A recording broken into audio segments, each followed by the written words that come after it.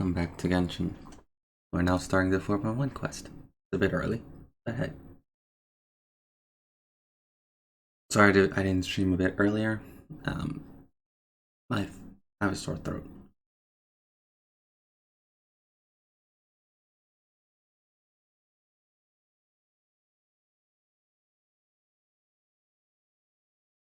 I don't know why.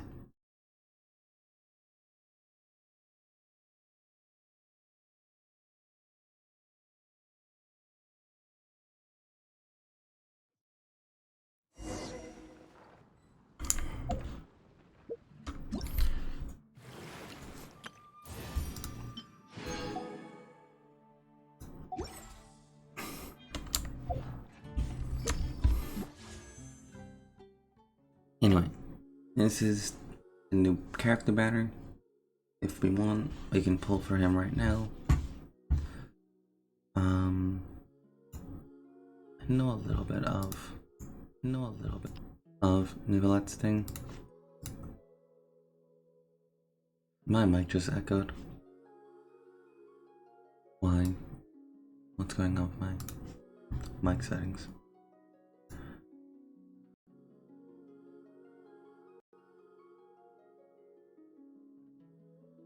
The fuck was that echo farm? Dude, 110 volt, just 110 volt, alright.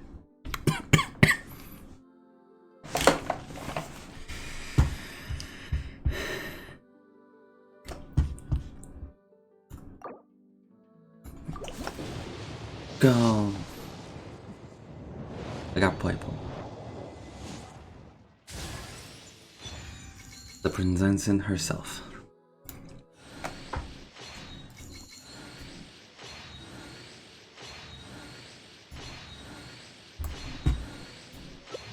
Nah, it's just the presenzen.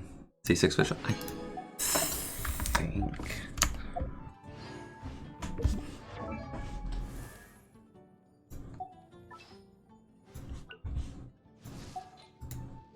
No, I already have C6. So just C7 official.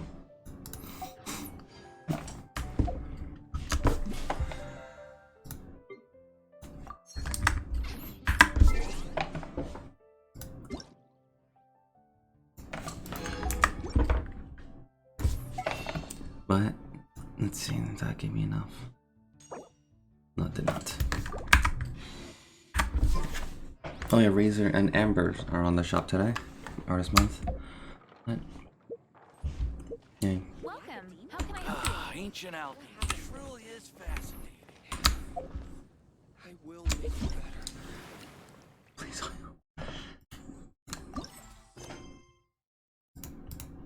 You know what? I will help you with that Hoyo. Favonia's blade work?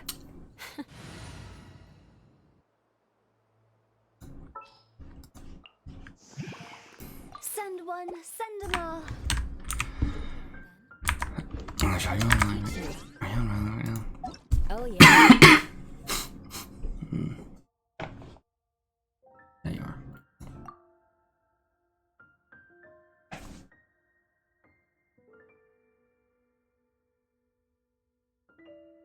You don't have a 10? Oh, okay. Damn.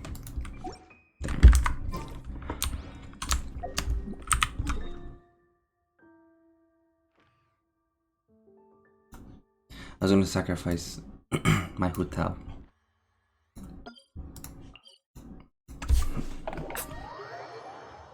For now. For now. For me.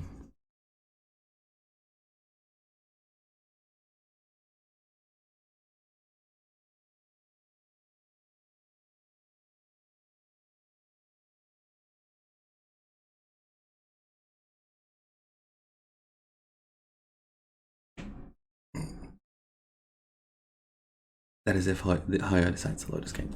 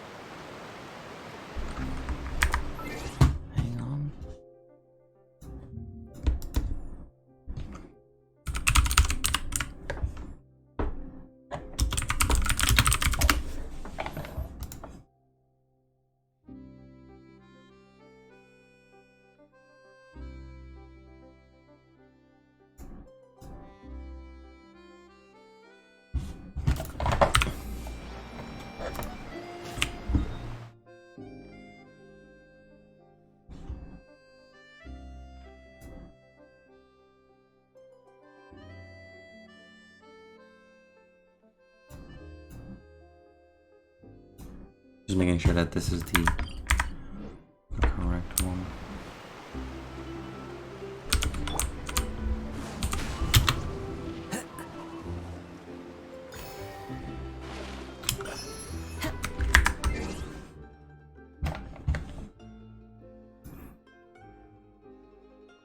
Oh, time to rush through.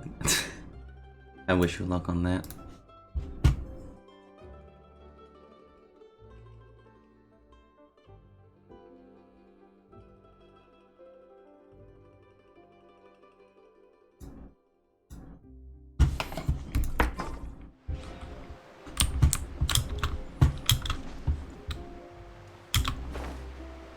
Yeah.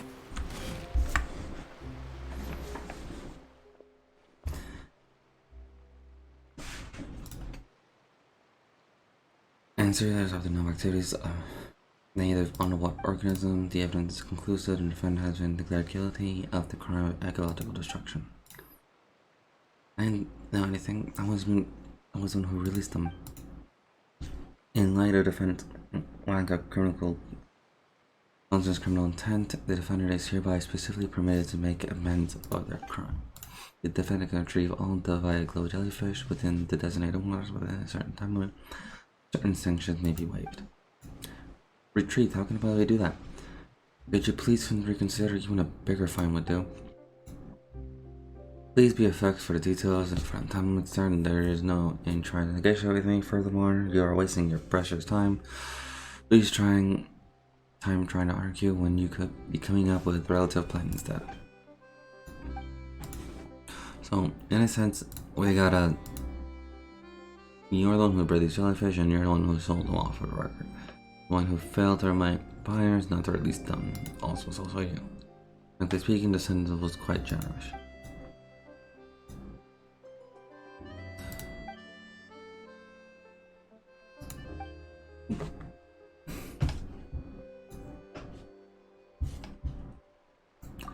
So, we gotta retrieve jellyfish.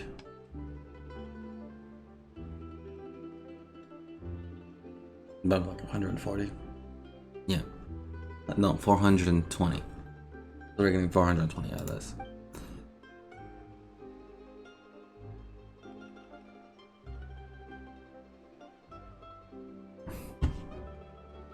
$48. We're getting 480.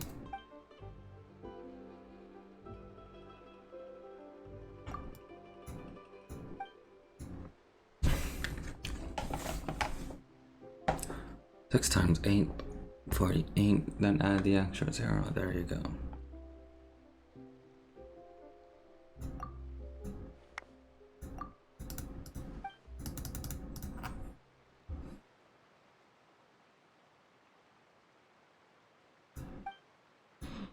But next event will be a brush. Much generous, as we'll be getting a lot of events.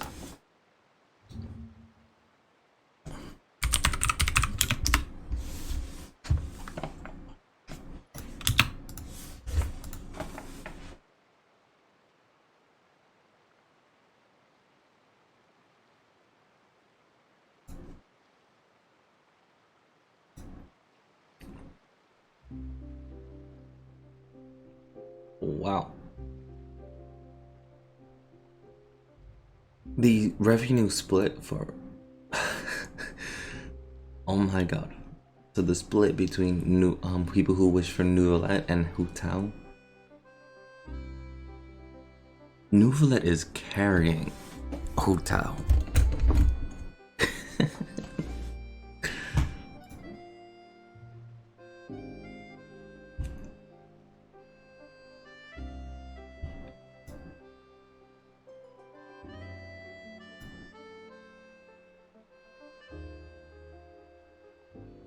Yeah. Yeah, that is funny. So my next quote unquote 50. My next quote unquote is within 37 pulls. Oh boy. My next 5 stars within 37 pulls. And that could even be the 50-50. Well, the harp thing. No, my last event was Kaiju. Yeah. So I gotta start collecting.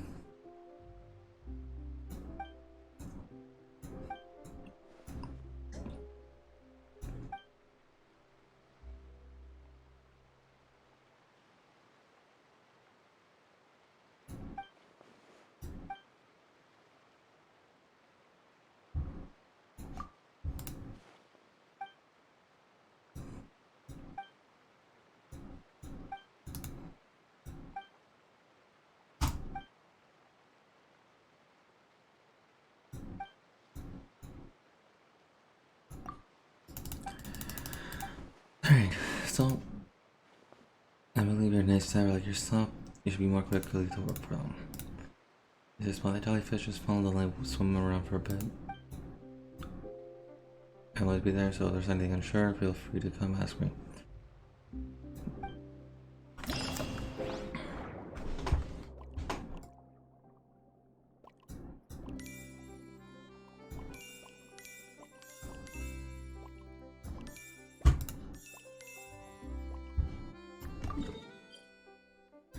What did you do?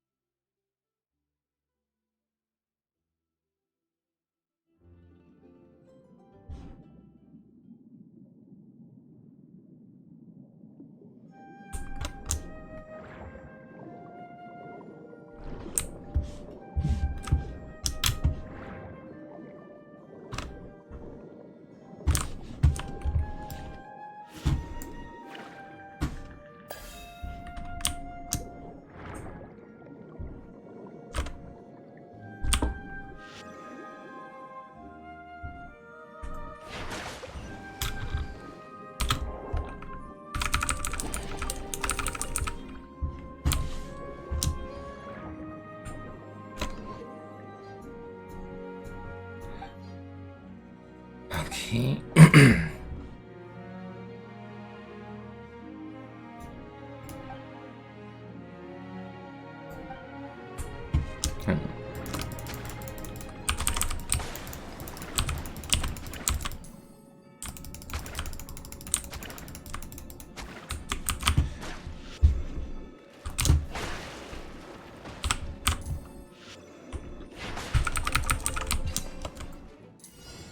I thought as much.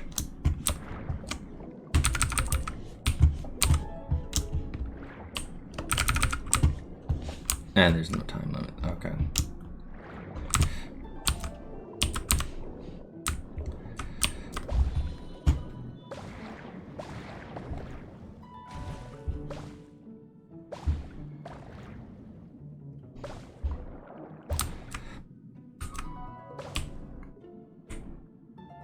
Okay, so I was literally just...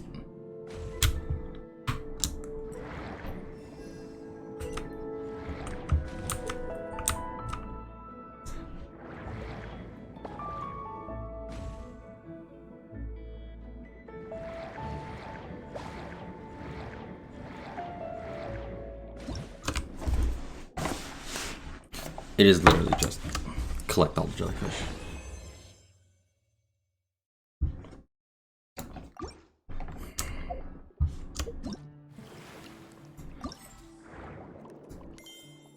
Yeah, there's no time limit for it, so...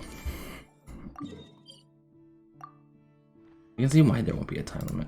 Because people are not used to the swimming mechanics yet, so they're just like, you know what, take your time with it.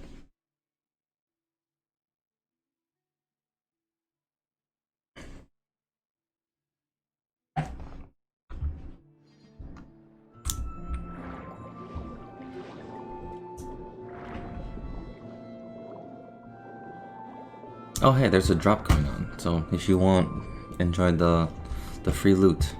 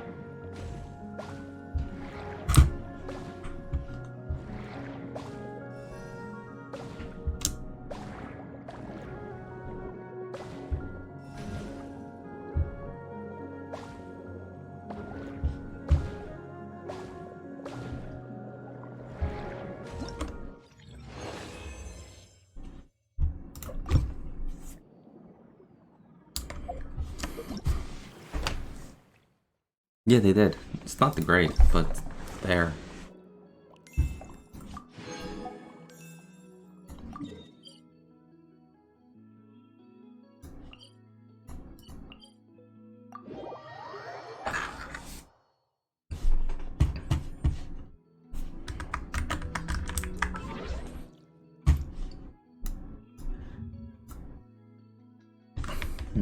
Because the thing is, like, what happens if you've done all the Archon quests, and that thing goes up by doing Archon quests, which just kind of sounds dumb, but like, okay.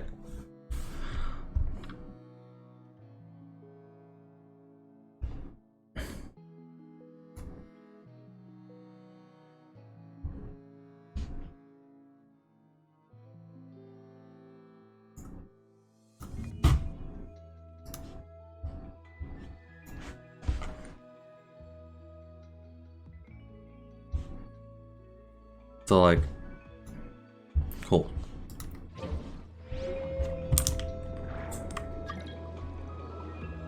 That would be the drop. So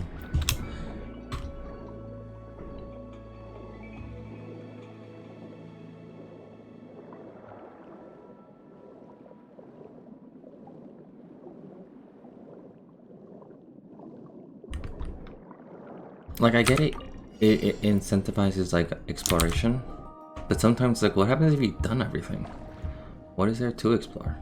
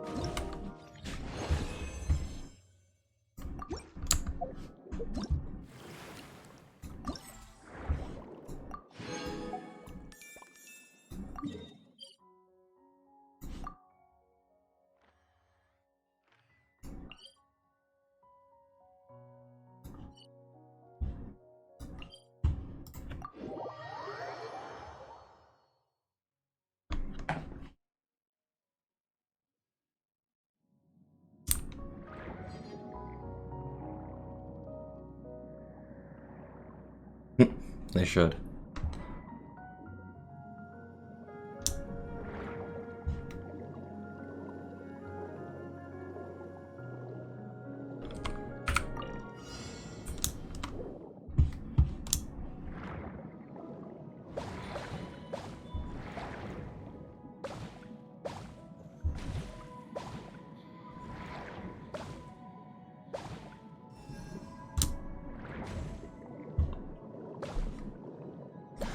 They should also increase the resin limit, but I know that's not never gonna happen.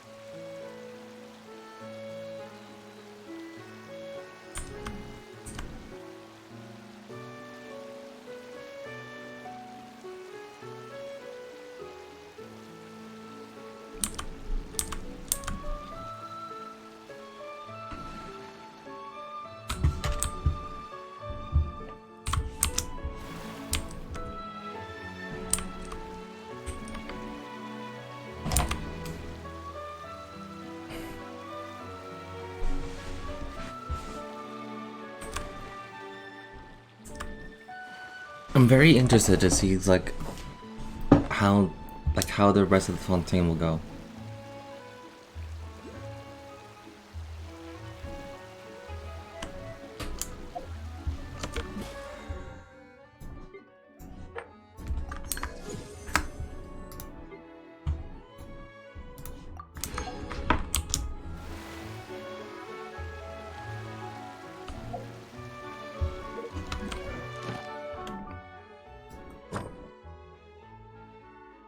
Oh, hey.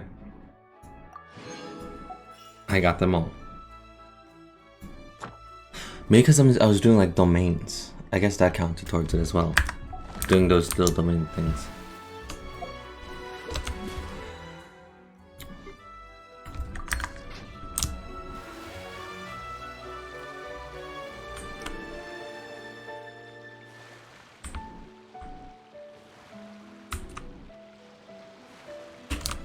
What were my quests anyway?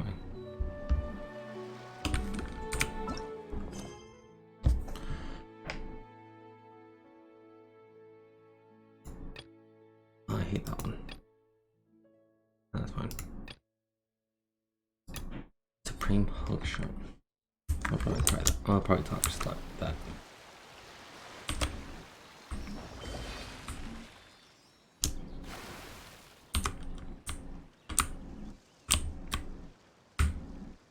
Am I stuck? What the fuck was that?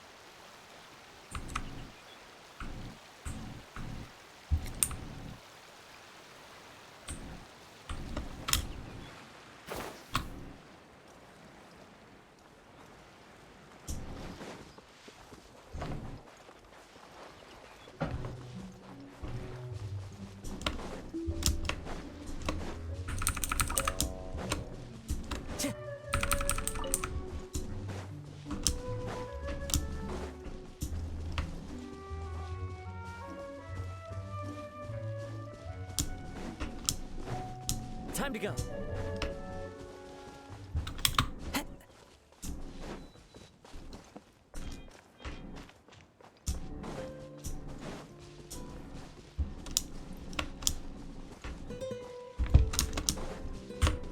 One with nature.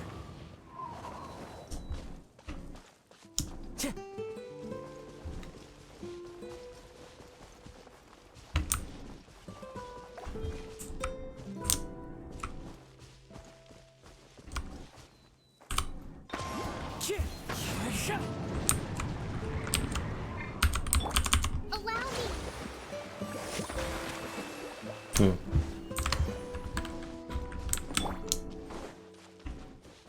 More speed. I forgot. I forgot that later. Crush.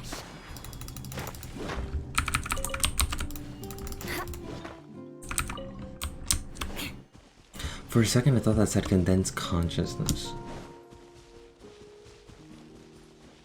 I don't know why.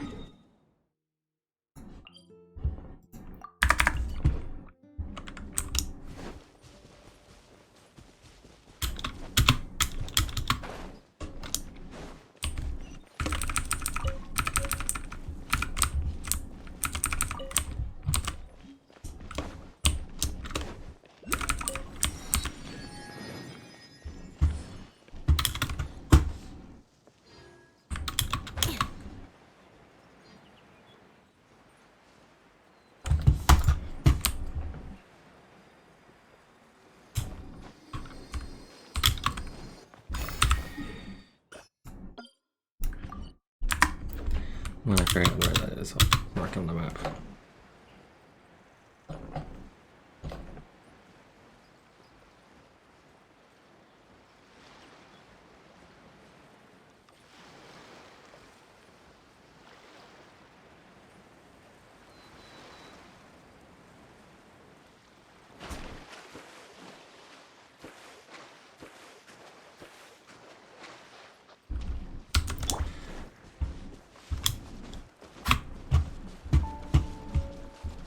Remember when swimming used to take stamina?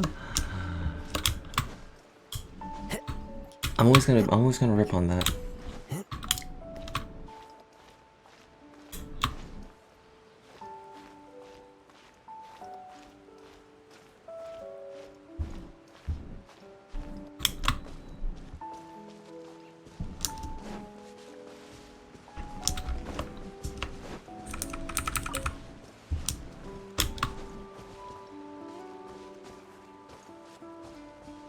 Time to go.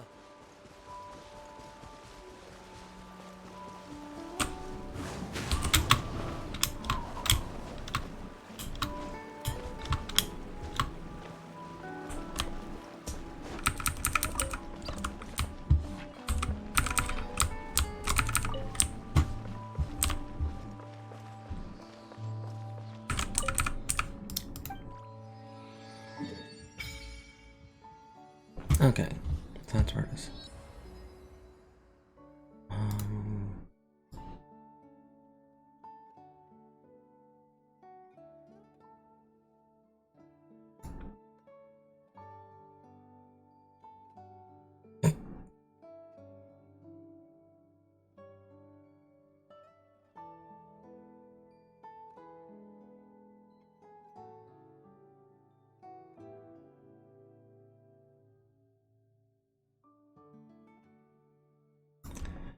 The man with the arms is back.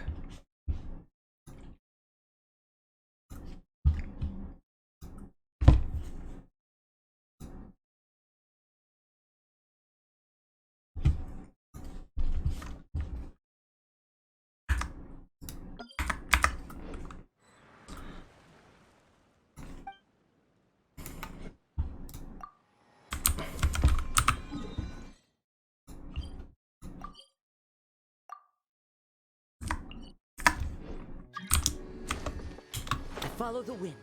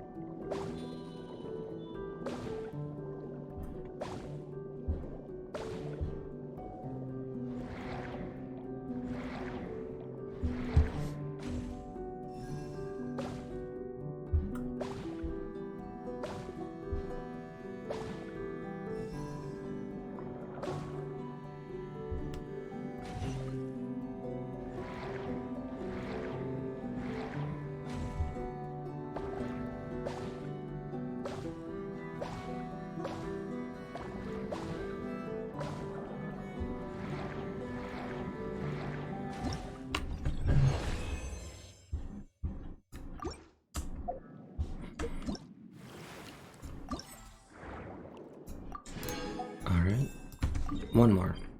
And that'll be over here. Before I get there, I need to go here.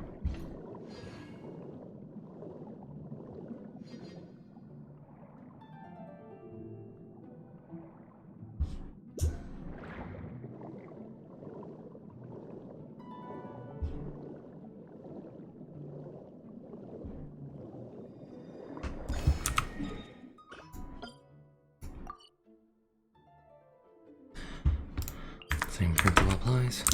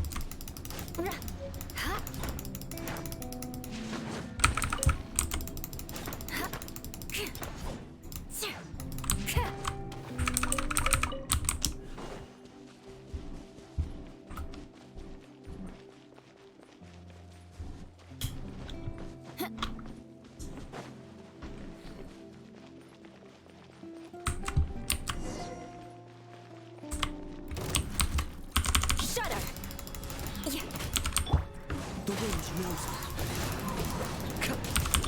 Rest and leave it. Beg for mercy.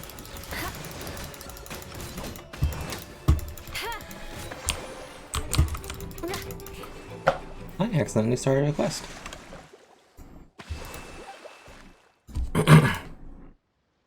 That's not more Fontaine research institutes and assistant research.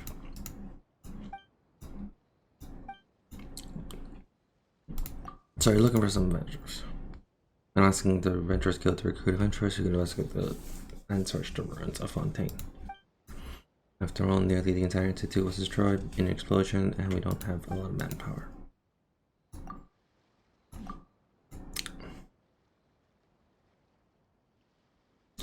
Edwin made a mistake, and there was an explosion. You didn't see it, right? Most everyone knows. Must have been some journalist from the steamboat with nothing better to do. Anyway, that's what happened, and that's where we are now. We're good at that. I'm glad that you are interested in the commission.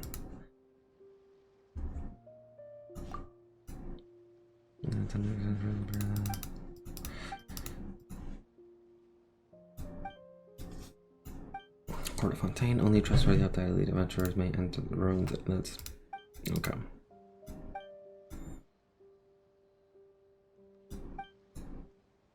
Send us behind. How is it you end up not finding a single adventurer? These are the rules by Mr. Corsell, and I cannot do anything about it. In fact, I have even made many adventurers to polish up their documents. Oh my god, please sit here while I go get a few bottles of ink while filling out some forms. That is...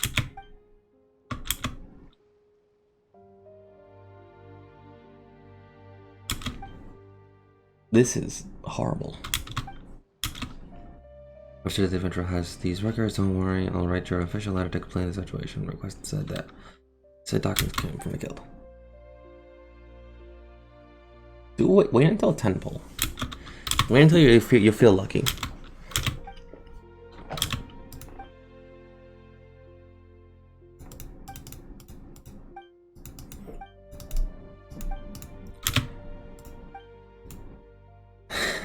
This is not even the final review. I can see why no one wants to take this commission.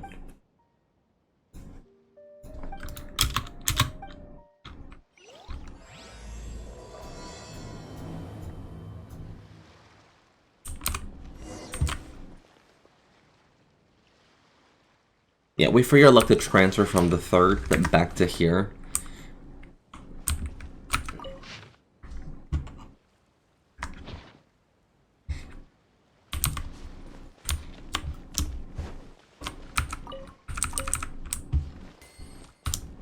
speed.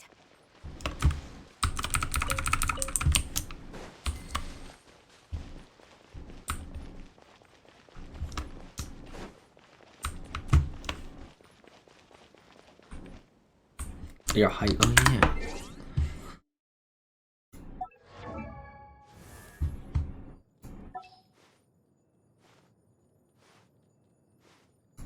Not my highs. Why am I looking at your highs? My highs are not yours, friends. I'm a dumbass. Oh, it's level 90 now. That's it. It did do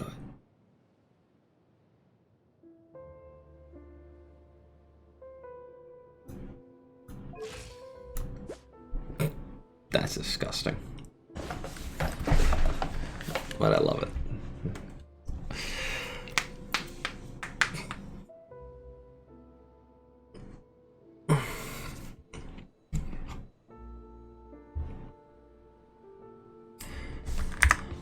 So that means, oh boy, that's disgusting.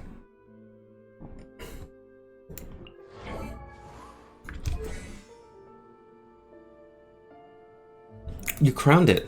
You crowned one of his strengths. C5. Nice.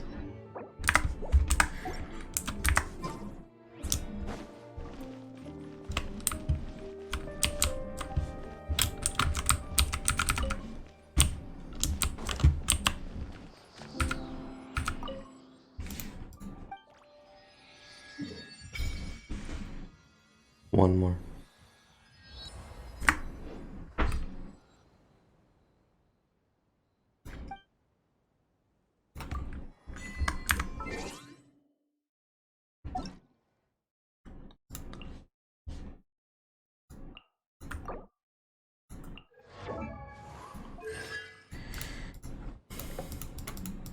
I can't, but I can look at mine.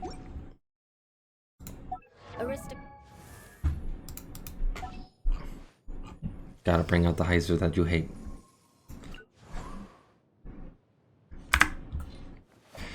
Alright, so I can see his constellations. Each deflection attack will increase the crit rate of the Heart Dropper Strike unleashed by 4% when heights was such the conviction this Heart Dropper Strike that could damage. That's disgusting. Etiquette is all just for show. Just smile and nod along. I was forced to learn all of the rules by heart. Into the wind. Okay, so this one was by the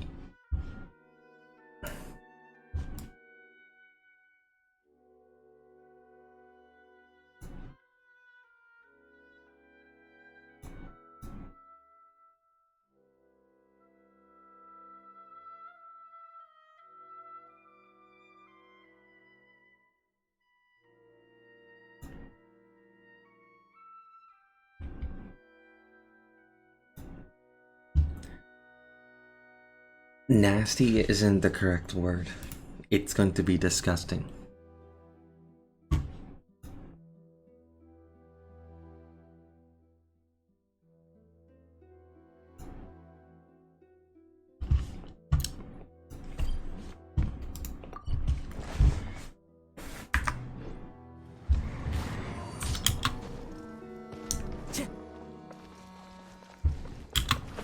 We're in 4. Yeah, we're on 4.1. For a second, I thought I read something about 4.2. Yeah, we're in 4.1. No, I was reading a news article. That's why.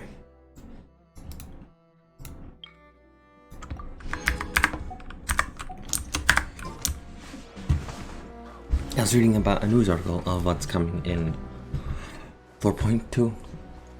Our wilds are going to die.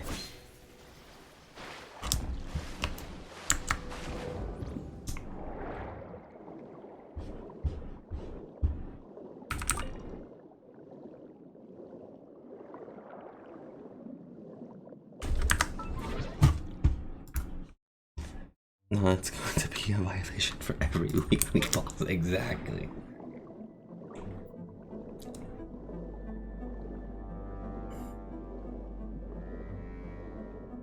Like, That Haizu is built. He is built.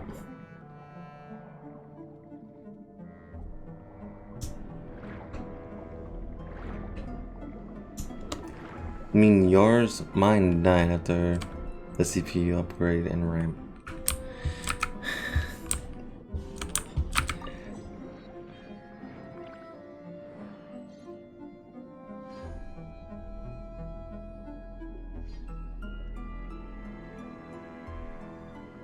Yeah. Yeah.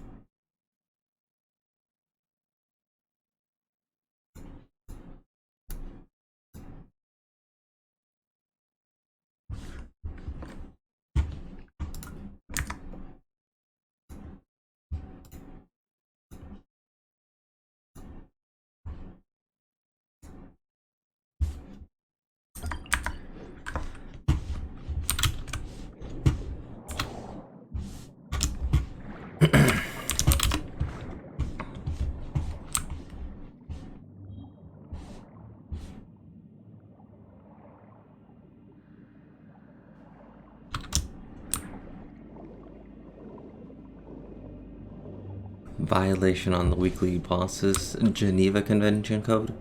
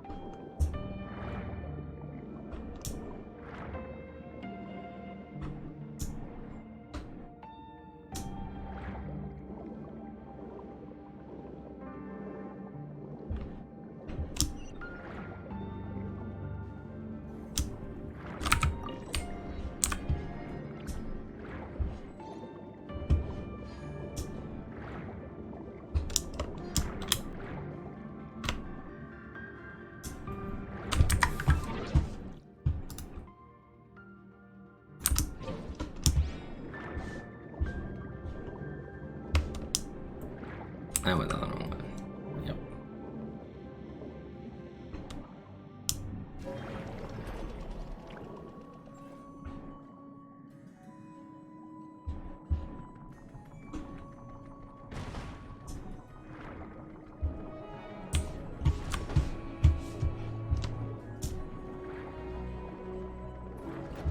Not here.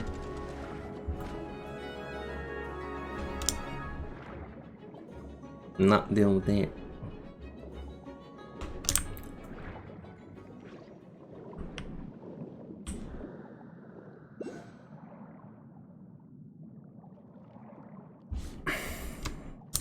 Where is it?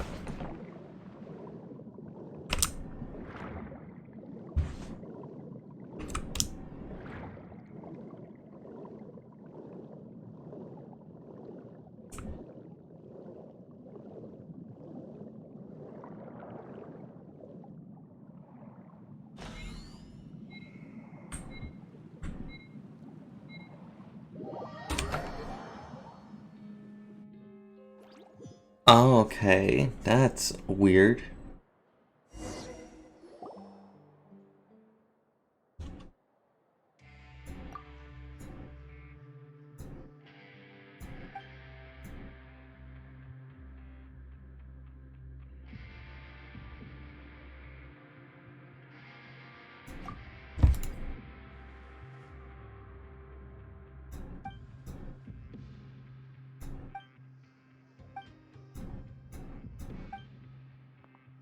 Okay.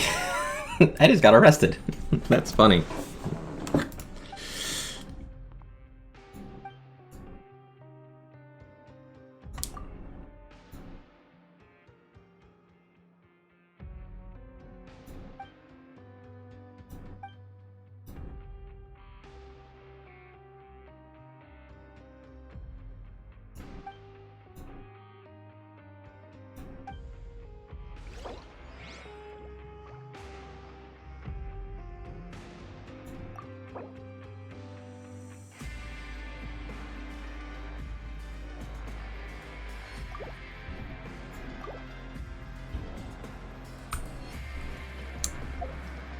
That is weird.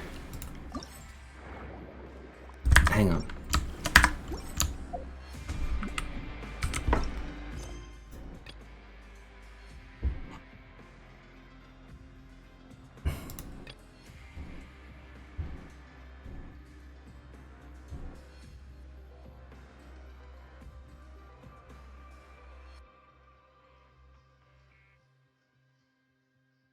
It's a world quest. I somehow stumbled upon a world quest.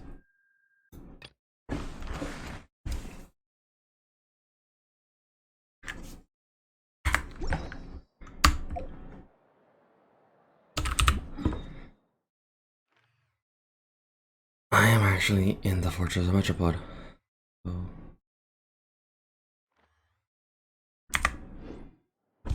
Is there like no teleportation thing?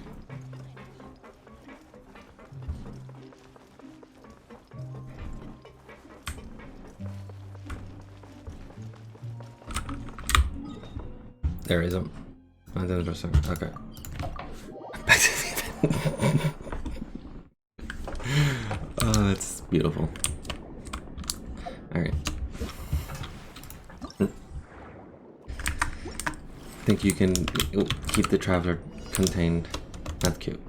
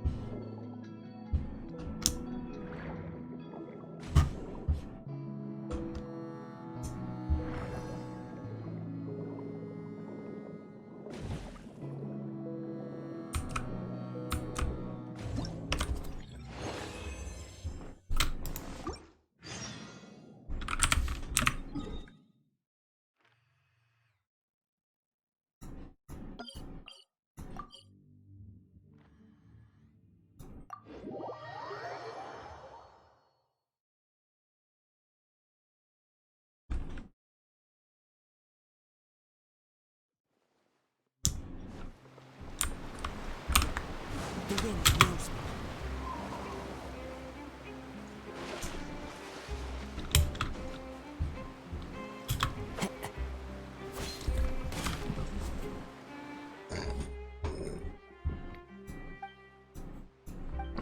Just now, I brought the retreat jelly and waited for Miss Horgus' inspection. But before you showed up, some of my buyers did. They told me that ever since releasing the first several batches, they felt refreshed. And their business has been going super well. They thought it must have been a blessing from the heavens for doing a good deed. So they came back to buy more. I'm still trying to catch them for you. Sounds when the buyers released them again. Is this your way of making money? What? No, how could I? I don't want any more trouble with the guards. I suspect Age is telling them that releasing these Zelly does more harm than good, but they simply won't listen. They just believe that their luck was due to what they consider to be a good deed. They even believe that my bad luck was due to keeping the jellyfish in captivity. Just what are they thinking? Anyway, while we argued, Mr. Arger arrived and immediately took them into custody. As their luck had run out. In the end, was careless releasing these creatures without first understanding their habits and ecology really for these creatures, or just for their own good luck. They were also taken to custody by the guards. Seems like they didn't get much luck out of it in the end. Speaking of which, thanks to you, the guards have now waived my jail sentence. In addition to the composition, I promised I'll also have a little memento for you. Please keep it. A jellyfish ball. Oh, that's cute. A violet jellyfish? Why do they look so much smaller than the ones we've caught? They are small specimens. I picked out a few suitable specimens from storage warehouse yesterday. There are more specimens, and there were signed numbers, though, so I figured I might as well give some as a memento. As for the rest, I'll continue breeding them and finding a way to integrate them into their natural environment. And also planning on keeping a few of the violet jelly to investigate their cluster and glowing behavior. Well, they look pretty cute. Don't you ever think about releasing them? Alright. And that concludes that event, as we've now sped right through it. And we're back to 7,000. One more 10 pull. That was up for a 10 pull.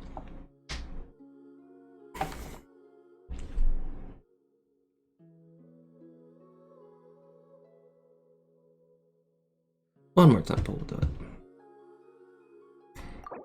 This will hurt my wallet. Mine's fine. Oh god.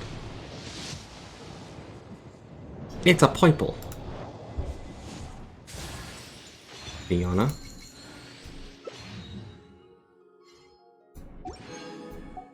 Okay.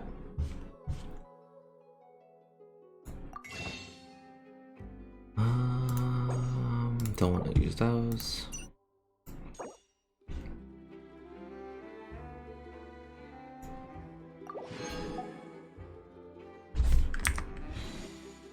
I'll do one pull.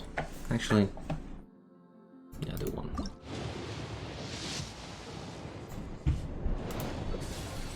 There you go. Nope. There. So then I have all of those.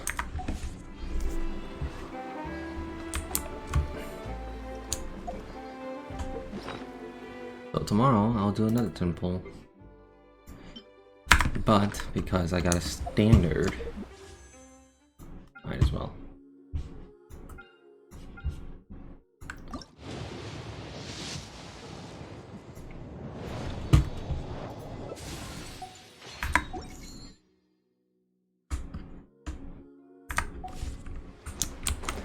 So tomorrow I'll do a 10 pull, but I'll use a bit of primos, as I only have 9 at the moment.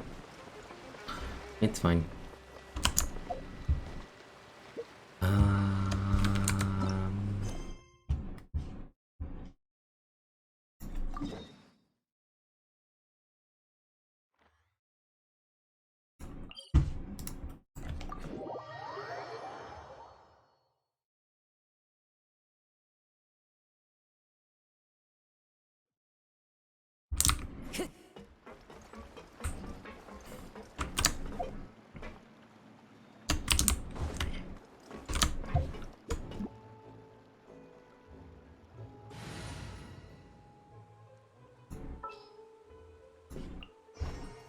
There's still a long road ahead.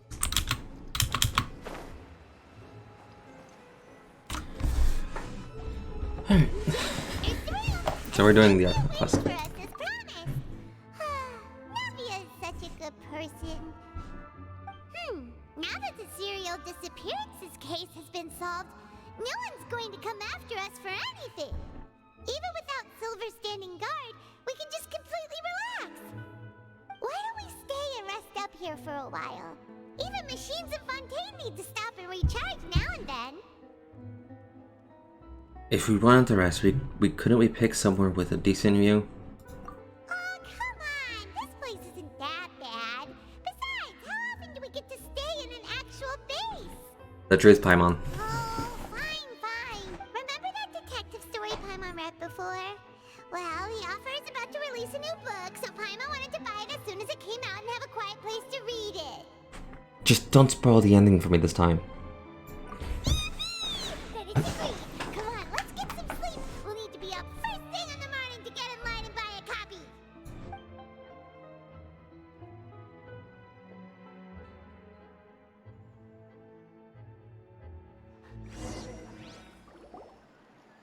Paimon didn't expect that style at all.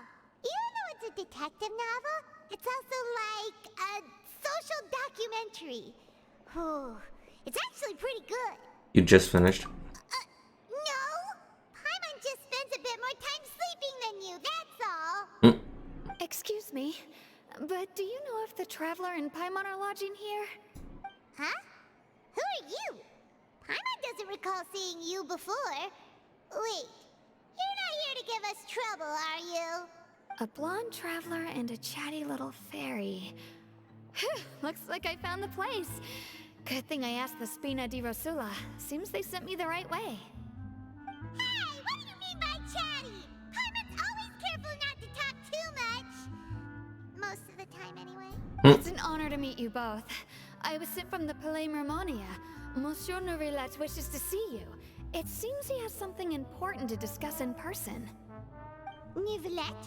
He wants to see us again already? Huh. We talked so much the last time we met. Has something happened since then? I am not privy to the details. It would be best if you came to the Palais Mermonia and asked Monsieur Nourrillet in person. If you say so, but Paimon has a bad feeling about this. Now that I've delivered the message, I'll take my leave. Thanks! We haven't left the room for a few days, so we'll head over once we've freshened up a bit.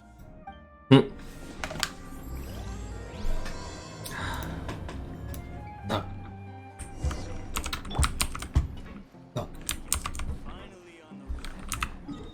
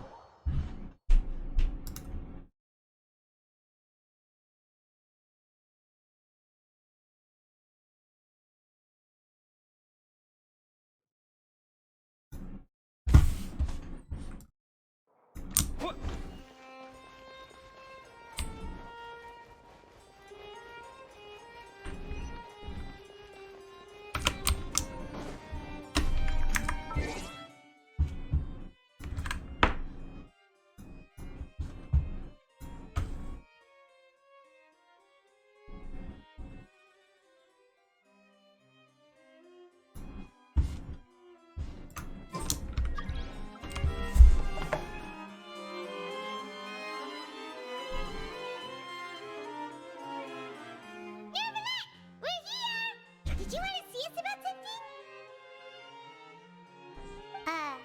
Huh? Why were you just standing there? You daydreaming or thinking something over? Yes, I did send someone to fetch you.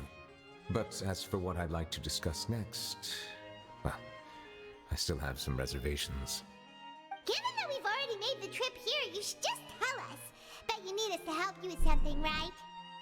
I do indeed have something I'd like to ask you to do. However, you should wait until after I tell you the details, then decide for yourselves whether you'd like to help or not. The situation is this. It has come to my attention that the Snezhnayan Harbinger known as the Knave wants a diplomatic meeting with you, correct?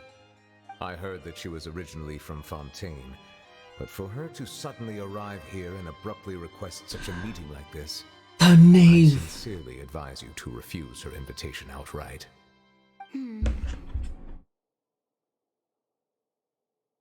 I'm sure you're aware that her purpose is most likely related to Child's recent predicament. We convicted one of the Snezhnayan Harbingers in a court of law, but we have yet to provide any form of detailed report on the matter. This does indeed provide an opportunity for Snezhnaya to put pressure on us. I believe we should adopt an evasive stance until we can provide a proper explanation and have a preliminary plan on how to deal with the matter. No, we shouldn't. I think we should agree to the meeting. Oh? Well, We are the ones that owe an explanation. If we keep putting off the meeting, it could easily result in the problem escalating, right? It's like a fight between two friends. If they don't agree to see each other and talk in person, isn't it possible that the friendship could end entirely? Though diplomatic relations between Fontaine and Snezhnaya could be considered as friendly, it is only superficially so. You wouldn't go so far as to say that our nations are friends, as you did in your example. It was just an analogy.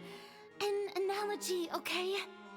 Moreover, even if we were to talk in person, if we don't have sufficient information prepared, it is quite possible the result wouldn't be restored relations, but a complete falling out. I don't think we should overthink those possibilities yet. Even if the logic of the divine is not immediately apparent, its wisdom will only be revealed with time. Besides, you'll be at the meeting. If any problems do pop up, you'll have no problem navigating them. I must clarify that interacting and communicating with people outside of court is not my cup of tea. It seems you think too much of me. But more importantly, when did I agree to join the meeting with you? You mean you won't come? No, that won't do. I can't go to the meeting alone. You have to accompany me. I must take you with me.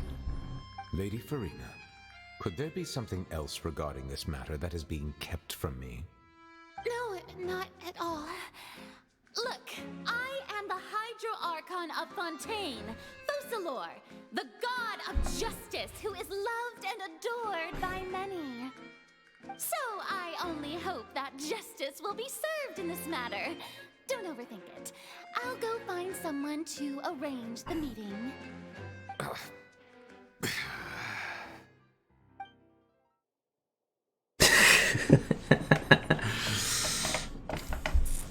Though it could officially be considered a diplomatic conference, I prefer to see our meeting today as an ordinary tea party. I assume you see it the same way, Miss Farina? Archaeological. The knave. Lady Farina? Oh, yes, that's right. Just like you said, a tea party. I should thank you for providing the pastries. They look delectable. To make this tea party even more lively, I've invited someone else to join us today. It's a pleasure to meet you, Monsieur Neuvillette. I was born in Fontaine, so naturally, there's no need to introduce the nation's revered Eudex to me. Hello. The pleasure is also mine. First, I would like to thank the two of you. I'm often away on business outside of Fontaine, and I'm told that the children of the House of the Hearth have been well taken care of by you. Oh, I'm not referring to when my children, Linny and Lynette, were falsely accused by you.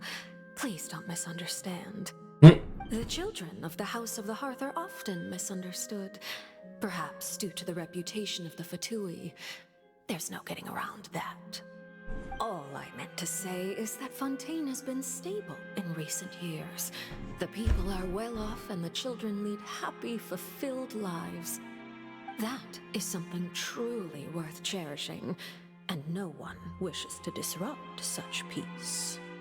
Now then, you have come regarding the matter of child, correct? Well, yes. It appears the ever-busy Eudex Neuvillette doesn't wish to waste time with diplomatic pleasantries, and hopes that we can get straight to the point of our talk. Yes, as you surmised, understanding child's situation is indeed one of the goals of this trip. As we are both diplomats from Snezhnaya, as well as Fatui harbingers, Child and I have always been colleagues. Were anything to happen in Fontaine, each of us would serve as the other's attorney to resolve the issue. So now, in my capacity as his attorney, I request that Child be turned over to Snezhnaya. We have a responsibility to cooperate with Fontaine, and resolve what has happened to him together. The rules governing attorneys only apply before a trial has concluded. Since a verdict has already been rendered, we see the case as settled. I apologize for being unable to grant your request. An outright refusal. Very well. I respect all the rules of Fontaine's courts, just as I respect you as Chief Justice. Okay, why don't we back up a step? You don't need to transfer Child to us. I only request to enter the Fortress of Meripede to see Child and confirm his condition. It's not like you couldn't even manage to fulfill a simple request like that. Right, Miss Farina? About that. The Fortress of Meripede has always been completely autonomous. Even we have no authority to interfere there, and diplomatic issues do not suffice as an excuse. However, if you absolutely must confirm the situation of the Harbinger, I have a proposal. Because the thing is, Doctore was said to be sighted around here. Well, Lenny did say that Father will be returning soon. We didn't even know that Lenny was from the House of the Hearth at the time, so we kinda overlooked that information. The nave won't be easy to deal with. Yes, thank you for your kind advice. I'm well aware of the situation. I also noticed that Lady Farina acts a little odd and unnatural whenever I bring up matters related to the Knave. Could the Knave be threatening Lady Farina or something? If that were the case, then why wouldn't Lady Farina inform me? And what means could the Knave possibly have to twist the arm of an archone? So maybe that's not very likely. Even though Farina can act a little weird at times, she's still an archon. In reality, this problem is even more thorny than it appears. According to reports from the Fortress of Meripede, Child recently disappeared under mysterious circumstances. Disappeared. The details are still unclear. We cannot rule out an escape, but there have also been no reports of him outside of the Fortress of Meripede. Special guards oversee the fortress, and its internal systems are extensive. Combined with the special characteristics of the surrounding terrain, an escape should not be possible. I suspect that there's something else behind Child's disappearance. I was only willing to share this information with you because you are friends of Child, and it is my duty to see justice done. So this is what you wanted to see us about before. Yes. I would like you to go to the Fortress of Meripede and investigate Child's disappearance. This was my proposal during our meeting with the Knave. Rather than allowing her to intervene, I offered to send someone to find out about Child's situation and report back to her in detail. The Knave did not seem satisfied by my proposal, but she still agreed to go along with it for the time being. Her words were, "We will talk more once we have that report." So that means we bought ourselves some time. But why do you want us to go? Wouldn't it be more convenient to have an official go do this? Firstly, you're already acquainted with Child. Your eyes may discern relevant details there that others would miss. And secondly, is the consideration of the unique nature of the Fortress of Meripede. Isn't it just Fontaine's prison? I would not define it so crudely. The Fortress of Meripede is not affiliated with the court system of Fontaine on paper. It has always existed as an autonomous entity. Early in Fontaine's history, criminals were punished with exile, not imprisonment. Even today, sentences against convicted criminals still include exile, just as before. The Fortress of Meripede may seem like a prison, but it should in fact be regarded as a gathering place for exiles. All we do is dispatch guards to keep watch and help maintain security, but we have no right to get involved with any other matters. Although I do have a personal relationship with the administrator there, neither myself nor the courts have the right to be directly involved with the investigation, no matter how serious the grounds. Oh, Paimon gets it now. That's why you need us to conduct our own investigation as a third party, right? Correct. I will arrange false charges against you so that you may secretly investigate inside the fortress during your detention. This will save us a lot of unnecessary trouble. So, are you two willing to accept my proposal? Since you're in a tough spot, well, we're child's friends after all. Yeah, no matter how you look at it, it seems we're the best choice. Alright, we hereby accept this difficult task. Reluctantly. You two have my sincere thanks. This matter is of critical importance to Fontaine's current situation. Also, I hope that both of you can keep this operation a secret. We will rendezvous at the Fortress of Merope's entrance on Erinius once you've prepared yourselves. I will arrange for someone to take you inside. Prepared ourselves? Is there something we need to prepare? Perhaps you could enjoy a good meal and have a nice bath. I'm afraid that living conditions inside the fortress are nothing like those on the outside world. Oh, right! Even though we'll be there on trumped-up charges, we'll be in prison for real. On second thought, is it too late to back out?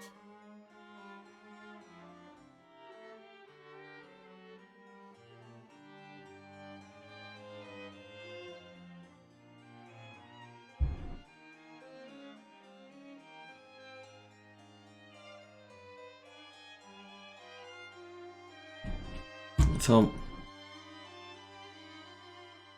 a little update on Whiteworthley. It's not confirmed that he's not going to standard, but now VA is going to standard.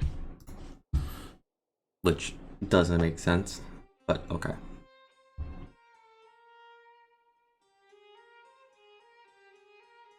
Please do not worry. Since you are sacrificing both your time and quality of life for the sake of delivering this report, you will be compensated according to the highest standards permitted to legal staff, regardless of the outcome. Now that's more like it! Come on, Traveler, let's go eat the best meal we can find! Are you leaving now? In that case, please take this cake as a token of my personal gratitude.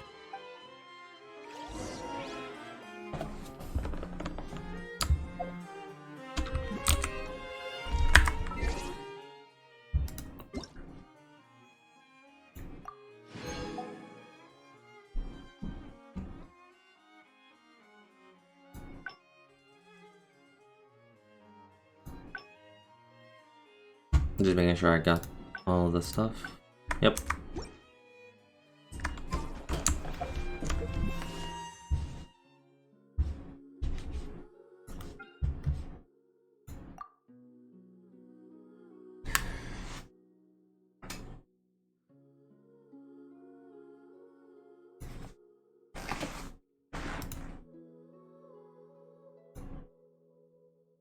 It's not updated yet.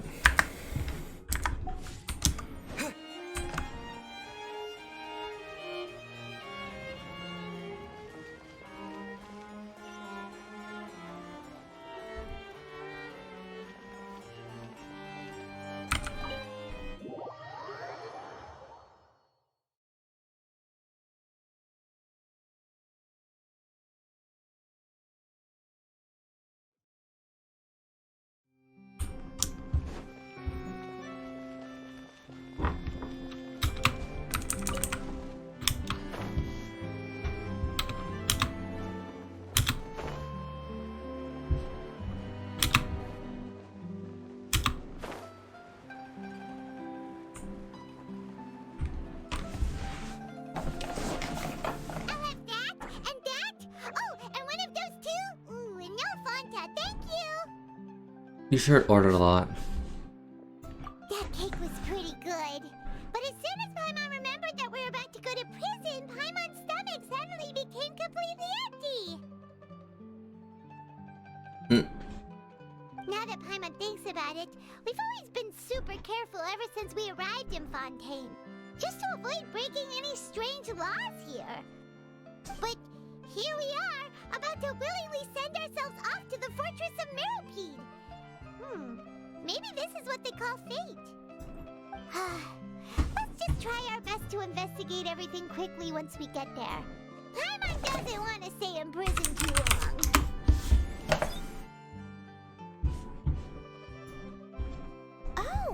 voice that I hear? Is it the taste of a breaking story? Hey! You can't hear a taste! And what are you doing here, Charlotte? Oh, don't remind me. I invited an eyewitness to a case to eat here, and I was planning to get some great material out of him. But he didn't even show up. Ah, calm down, calm down. This is nothing new. As a journalist, you should be used to this by now. As long as you can score some juicy tidbits from the traveler, you might still be able to recover the cost of the meal. You know we can still hear you, Charlotte. Never mind. It's nothing. I just heard you mention the Fortress of Meripede. You didn't commit a crime, did you? Please tell me all about it. No way! We would never! We're just going there to...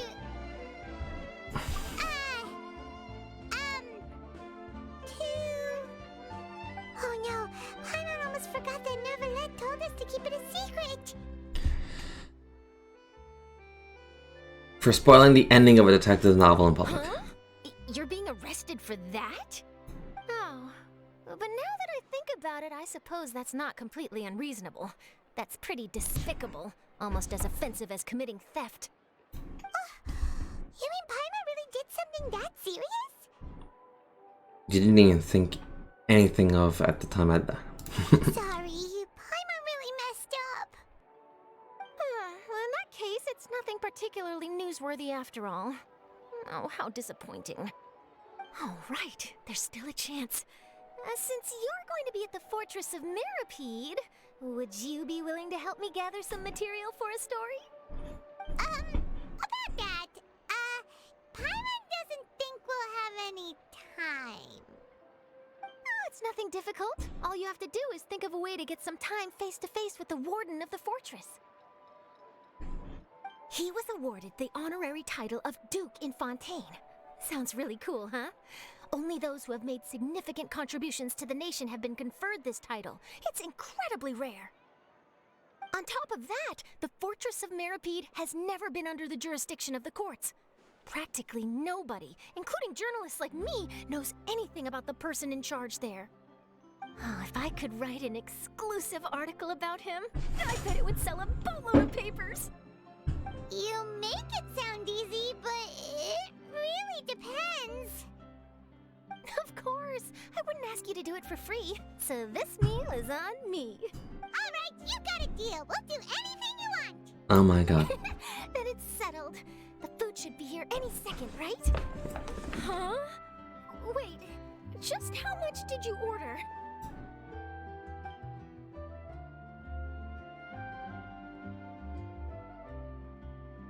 Oh, Paimon's so full.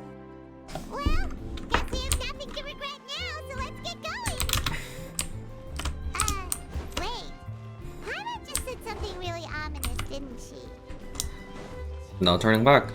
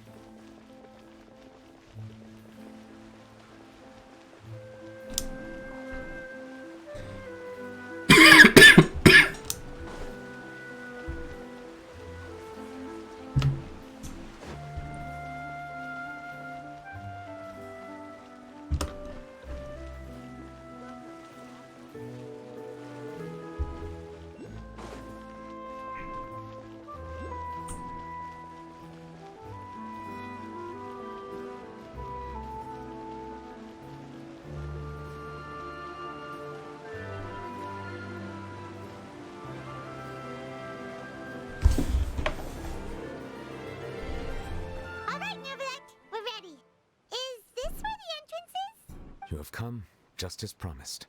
Yes, this is the one and only entrance to the Fortress of Meripede from Irenaeus. Careful. You may want to step back a bit. Whoa! So you have to go down from here? Is the prison underwater? Utilizing both the barrier of the water as well as the fear humans have of the depths, the fortress of Meripede is naturally the perfect place to confine and guard criminals. But do not worry, it is not nearly as frightening inside as you may think. You will see for yourselves once you are down there. Paimon hopes you're right. Don't know about you, but just thinking about being at the bottom of the sea like that gives Paimon the heebie-jeebies. Oh, and there's one more thing. I mentioned that I have had personal dealings with the administrator of the fortress, Wriothesley. He's a very shrewd fellow. Yeah, we heard about him too. He's that Duke, right? Correct. He is the highest-ranking manager of the underwater prison. Even though you are going there to investigate at my behest, it would behoove you to avoid any confrontation with him or any of his subordinates. The Duke rarely ever leaves the fortress of Meripede, but that does not mean he is not privy to all that is happening inside and outside the fortress. He is quiet, but not unaware, so please bear that in mind. All right, that's about all the time that we have to talk privately. I'm counting on you two. Don't worry, we won't let you down. Good. Madeline! I'm here, Monsieur Nervalet. These two are the newest convicts, I presume? Don't worry, they won't escape on my watch. Like we would try. Please follow me, you two. I'll process your paperwork for entering the fortress of Meripede.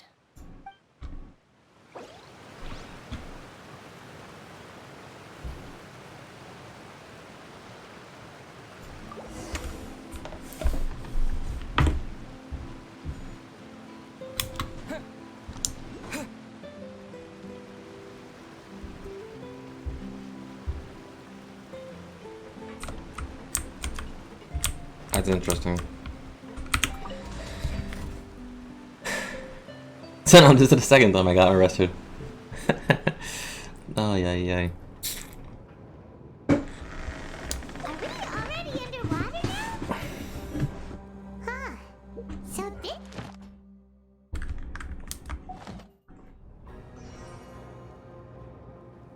You two seem to be taking this pretty well.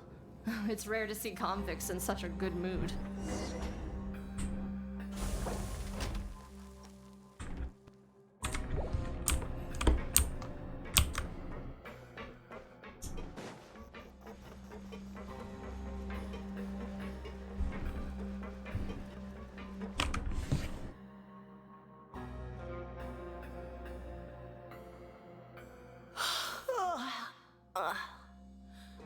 Oh, it's you, Madeline. Why'd they make you make the trip down here today? Monsieur Nervalet personally requested I escort these two convicts. I suppose he was concerned others might not be up to the task. Well now, aren't you the lucky one? Must be nice to be on good terms with the big shots like the Chief Justice. The only people I get to see every day are the new inmates.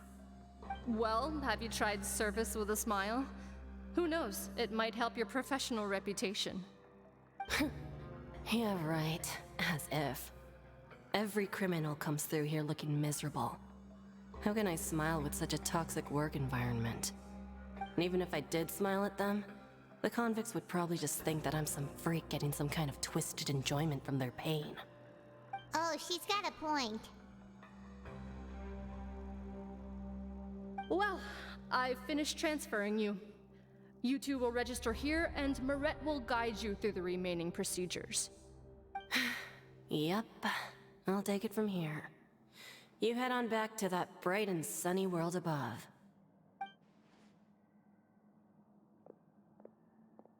Okay, let me see. You are the Traveler and Paimon, correct? Present. That would be us! Let me confirm your charges and sentence. Let's see.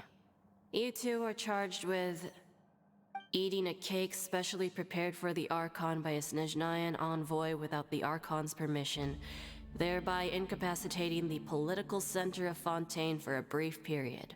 Sentence: 45 days? Huh? Wait, you mean the cake that Just looking at the charges, it seems you two are capable of causing some serious trouble. And considering how fond Lady Furina is of sweets, this crime is tantamount to trying to assassinate the Hydro Archon herself. You flatter us. Now I've seen everything. Anyway, we still need to finish processing you before you can enter the Fortress of Meripede. Please stand in front of the board over there. I'll take your mugshots with my camera. Oh, all right. But be sure to catch Paimon's good side.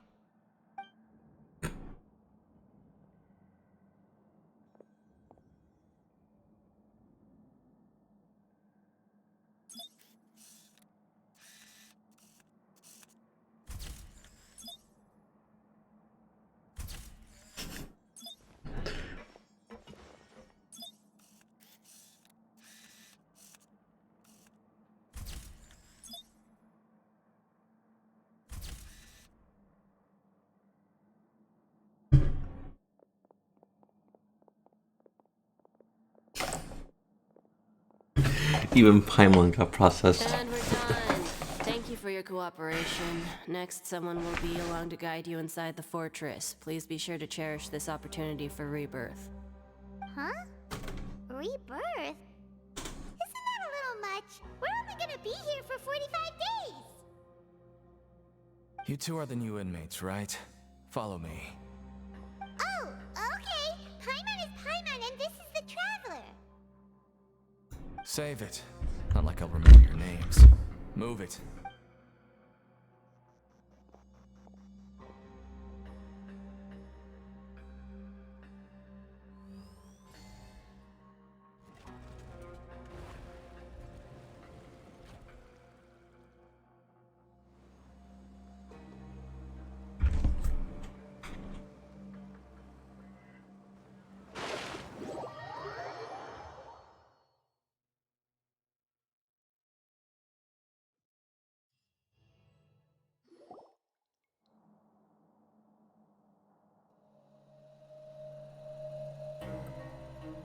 So, are you one of the guards here?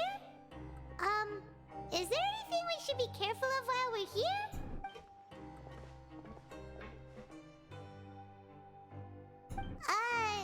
Did Paimon already ask something she wasn't supposed to? Why should I tell you anything?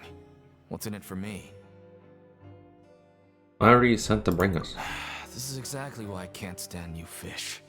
I wouldn't even be doing this if it weren't for the credit coupons. Credit coupons? Alright, seeing as you're not the annoying kind that's getting dragged in here crying and blubbering, I guess I can tell you a few things. But next time, it'll cost you some coupons. Mora means nothing here. Here, we use credit coupons. Coupons can get you almost anything in the Fortress of Meripede. Desires? Fulfilled. You want power? No problem. Coupons can even change fate itself. So, credit coupons are a currency that can only be used here? It's not as simple as that. Like Moret said, everyone gets a chance at rebirth. No matter how much money or power you had before, it means nothing once you set foot inside the Fortress of Meripede. You have to start over and earn your coupons. Everyone starts from the same place, and you have a chance at a new, less terrible life. I guess that's the real purpose of the coupons. They symbolize true fairness and true justice. And this is also exactly why so many criminals choose not to return to the outside world, even after they've served their sentence. Oh, so that's what the Fortress of Meripede is like. Huh. Paimon was under the impression that it'd be more like a prison.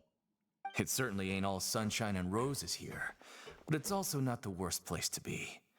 You'd better take a good look at the scenery now. It'll be the last chance you get for a while. After being away from the sunlight for so long, even the terrifying depths of the sea start to feel like home. It just stops feeling oppressive, you know? Oh, I'm actually an inmate like you two. Welcoming newcomers is a job I've picked up to earn some extra coupons. We've seen a Harbinger from Snezhnaya. And he's done. Why aren't you answering us again? I've told you enough for free. Any more info is gonna cost you. Mora! Wait, no. Coupons? Almost there. It's down through here. Your turn to give it a try.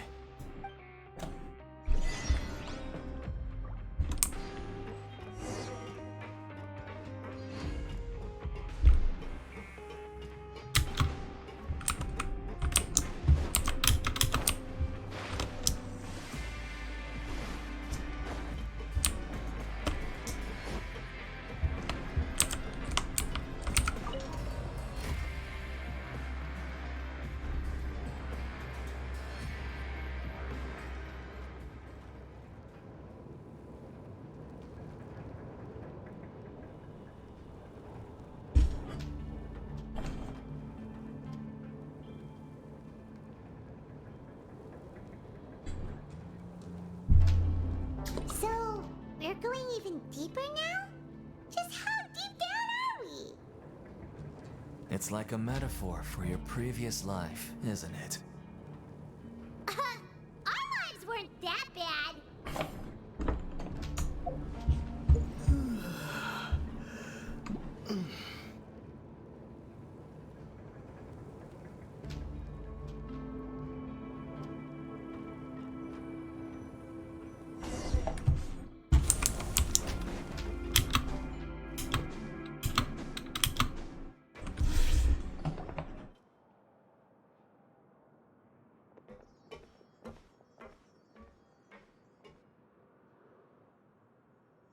So this is the actual entrance to the Fortress of Meribed?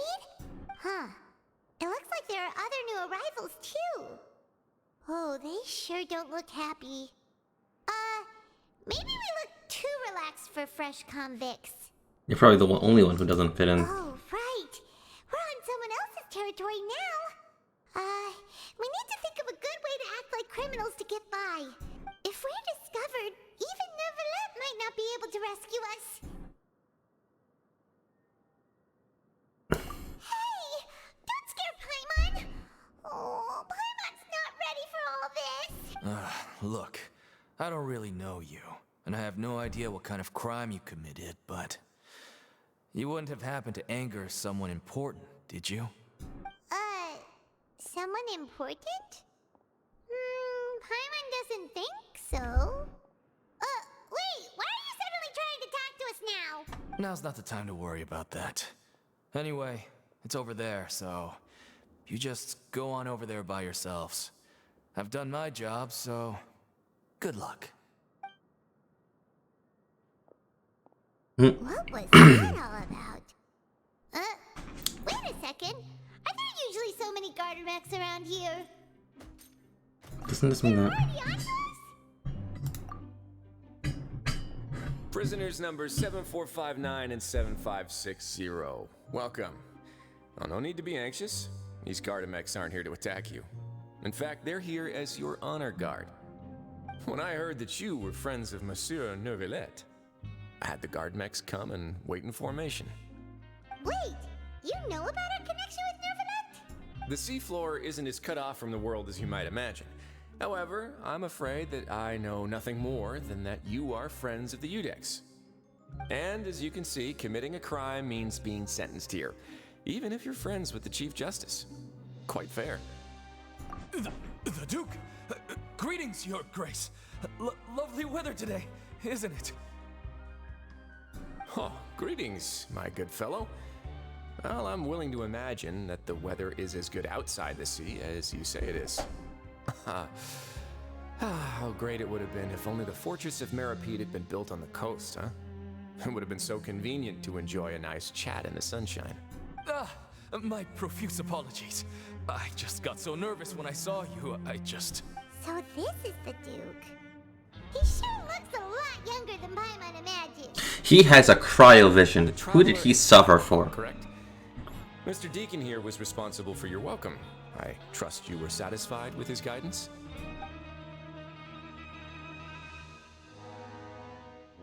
Splendid chat, really. Outstanding.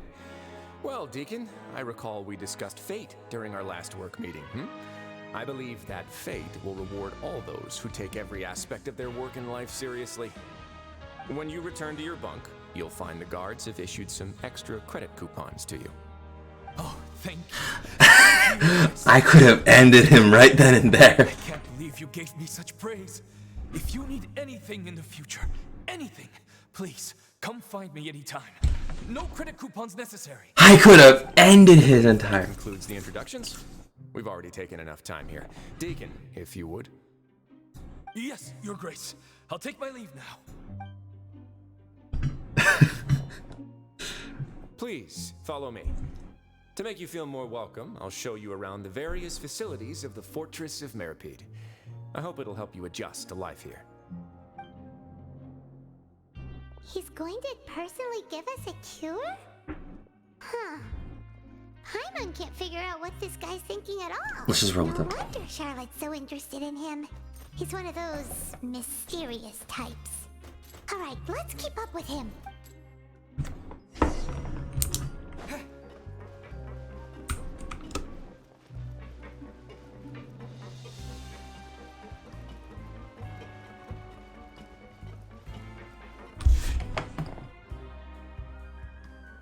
There's no need to be so reserved.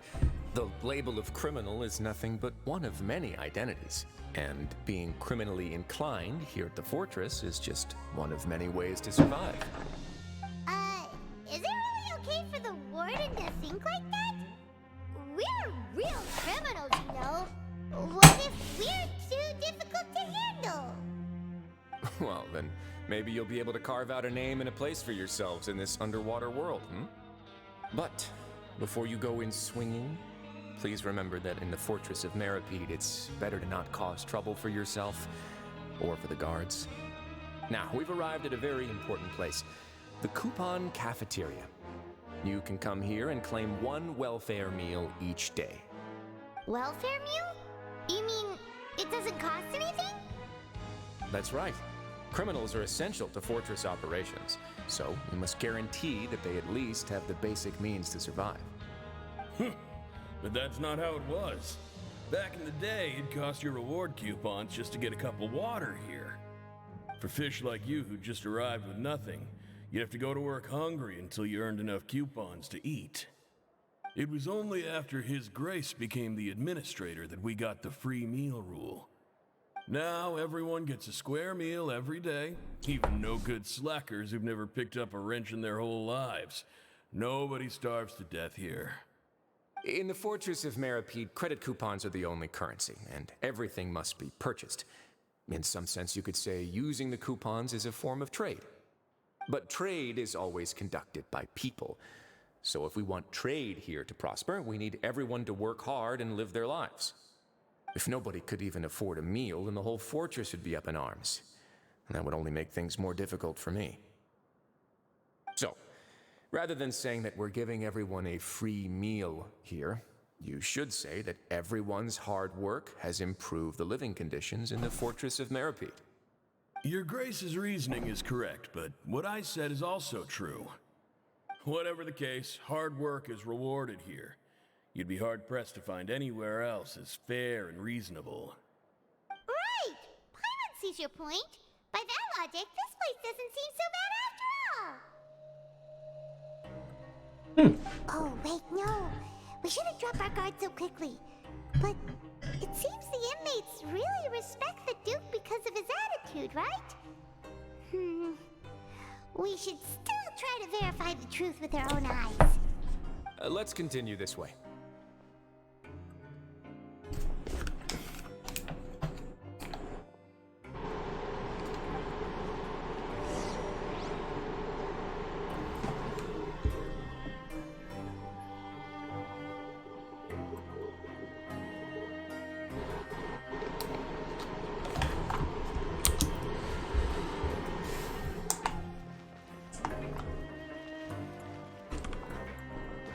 One second.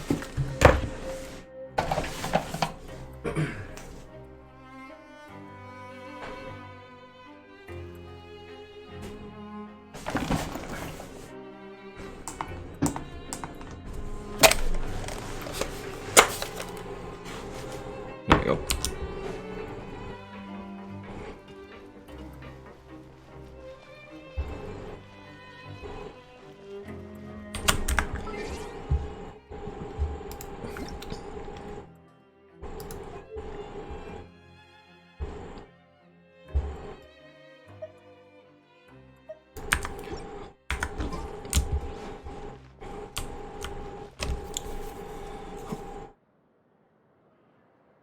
This place is known as the Pancration Ring.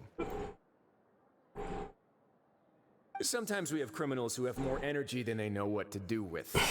Their daily work alone isn't enough of an outlet for them. So, instead of leaving them to their own devices, we've provided them with this dedicated venue. This way, nobody will get involved unless they want to be. Pancration matches? And you can earn extra coupons? Oh, what do you think, traveler? Interested? But I must warn you that your sentence will be extended if you fail to restrain yourself and end up seriously injuring or killing your opponent. Seems you know me too well. So, did you set this place up too? No, actually. I just granted approval for the organizer to use this area to build the ring, and I collect a portion of the proceeds in return. Of course, the fees are also quite useful. Oh. Do you mind if we ask what they're used for? Sure. Ensuring personal safety, maintaining the arena, and resolving any conflicts that arise. Why? Are you interested in how to manage a pancration ring? Oh, no. I'm always just wondering if that's how you paid for everyone's welfare meals. A reasonable guess. I see you have a talent for entrepreneurship. Oh, you hear that? Paimon has a talent! So we can start a business here? That is something you can discuss between yourselves later. Let's move on for now. Imagine they actually did that. They're really taking 8 pages out of Starro.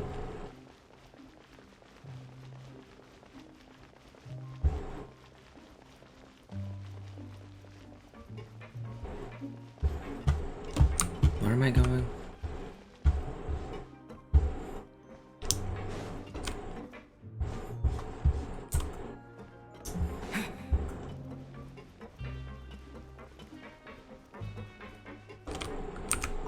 Okay.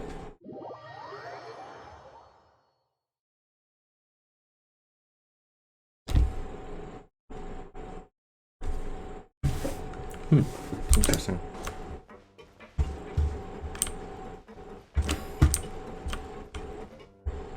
Neat.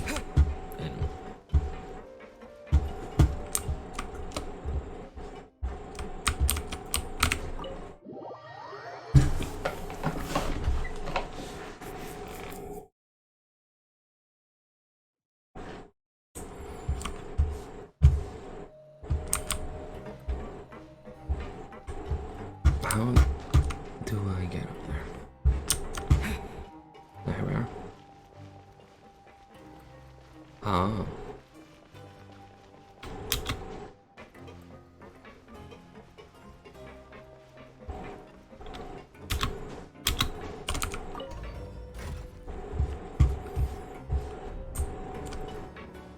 Thank you, Starlight Trail.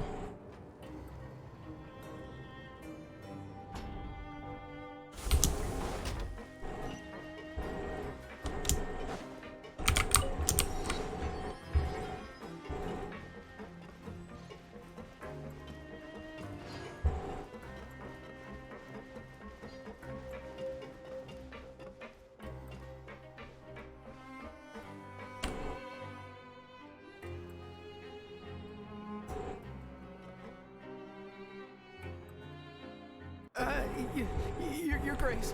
Good morning. I mean, good afternoon. No, wait, what time is it again? What time indeed? Time waits for no one, so it's best to keep an eye on it. Ah, my apologies, Your Grace. Jeez, that guy's so nervous he almost forgot to breathe.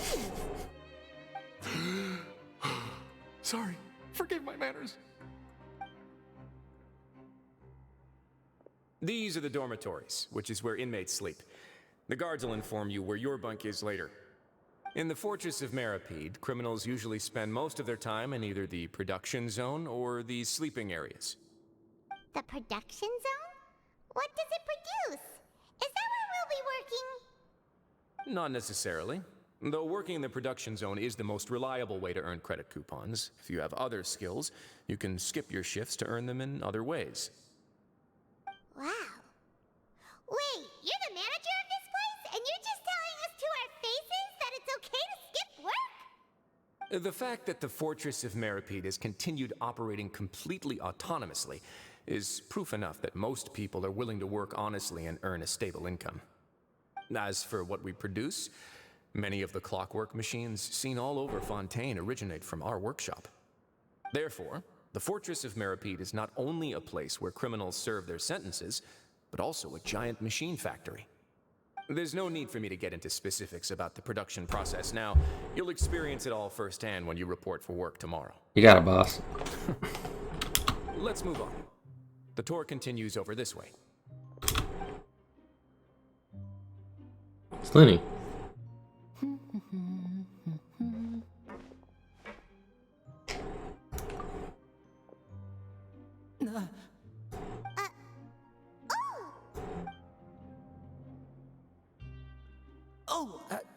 You really scared me there. I didn't expect to see you here, Your Grace. I thought maybe I was so tired from work that I was starting to see things. The only thing you should be seeing is the work in front of you. Stay focused and keep up the pace. Oh? Is something the matter? It's nothing. Paimon's just worried about how hard we'll have to work tomorrow.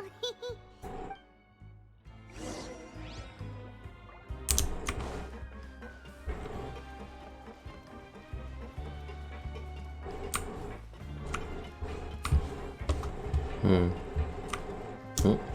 Nope, right here.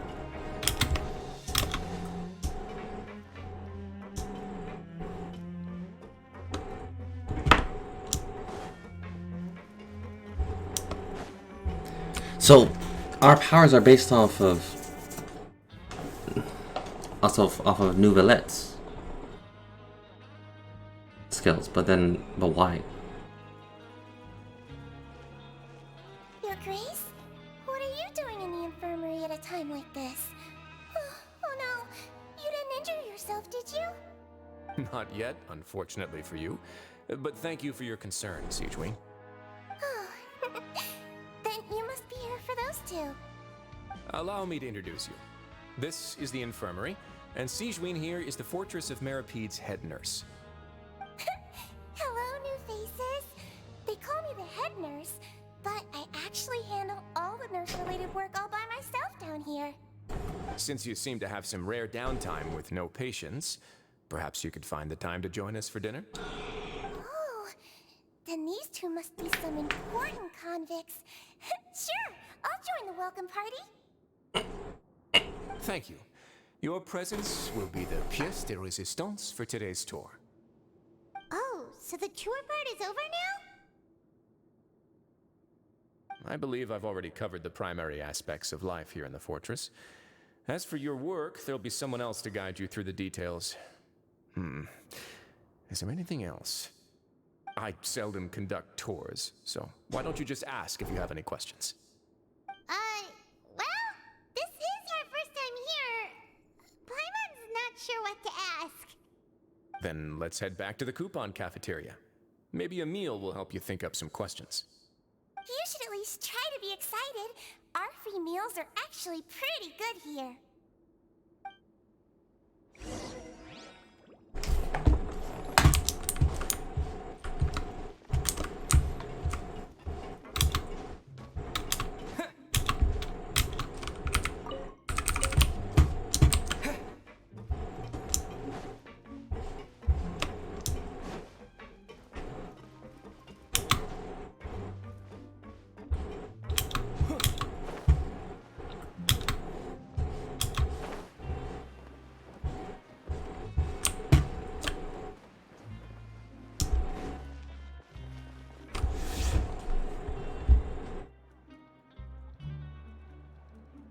What do you think of the food? Does it meet your expectations? Wow, it looks delicious! Nouvelet made it sound like living conditions in the Fortress of Meripede wasn't very good. Who would have guessed that criminals get to eat tasty food like this every day? Main thing is that it's free.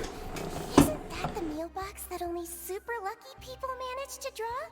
Seems like you two are quite fortunate. It actually has nothing to do with luck in this case. I had a word with Walsey, so you didn't have to draw lots like everyone else. Oh, you mean the meals are Random? Yes, what you get to eat depends completely on your luck. You could say that it's a distasteful little game that Chef Walsey likes to play here in the cafeteria. Paimon knew it! If criminals got to eat tasty food like this every meal, the crime rate in Fontaine would skyrocket for sure! Excuse me, did I hear you mention Nervulette just now? I've been wondering how he's doing. Is he busy with work? Has he been taking care of his health? He seems healthy no matter how you look at him, but he works so hard all the time, so it must be really tiring. Sounds like he hasn't changed a bit. Looks like you can stop worrying so much, Sigewinne. Oh, that's good. But I still feel like it's been too long since I've heard any news about him. No news is good news. Maybe next time I've got something to discuss with him, I can invite you to accompany us. But isn't the Fortress of Meropide independent from Fontaine's court system? What do you two have to discuss? Well, we provide all kinds of mechanical products for official use, and some essential goods have to be obtained from the overworld, so we naturally have to stay in touch about this and that. Monsieur Nervulette's character is unimpeachable. No matter the question, you can discuss it openly and freely with him. Talking with him feels quite effortless. In light of that, I am quite willing to go out of my way to show respect and accommodate him. In fact, right now, I'm treating you two as guests invited by Monsieur Nervulette. But unfortunately, I can only do so until the end of this meal. After this, you two will just be inmates here. Thank you for the hospitality. You're very welcome.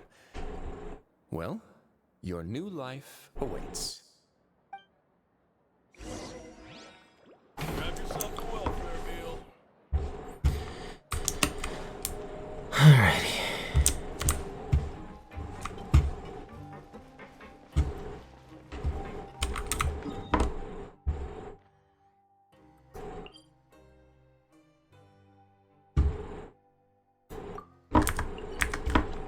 Very curious to where this one leads.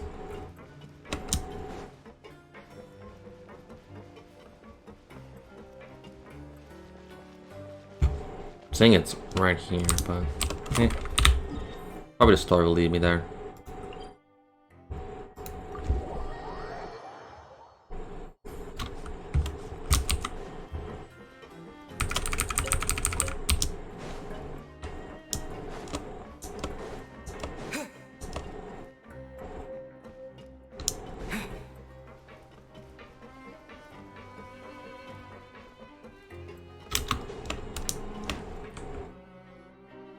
Traveler and Paimon, right? Listen up.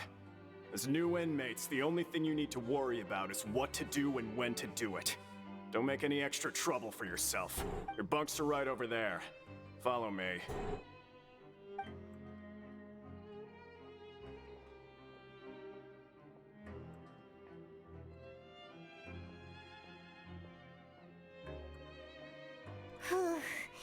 So this is where we'll be sleeping from now on.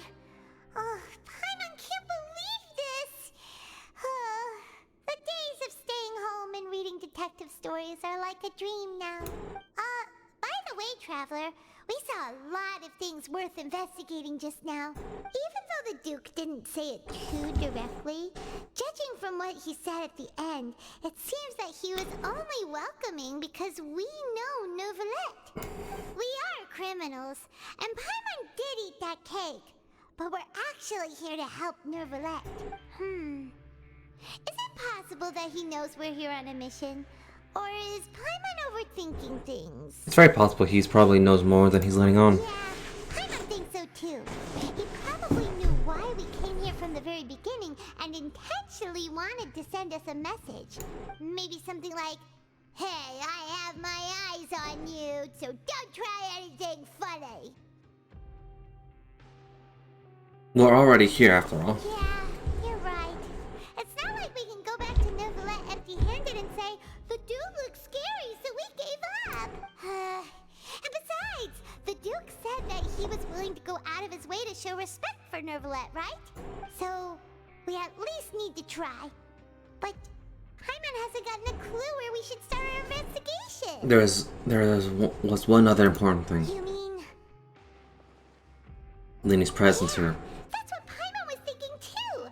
Paimon almost spilled the beans when we ran into him. Fortunately, based on his attitude, it looks like the Duke sees Lenny as just another inmate. We worked so hard to help clear Lenny and Lynette's names, and yet we turn around and bam! He's in prison anyway! I'd say he's here for the same reason we are. Oh, right!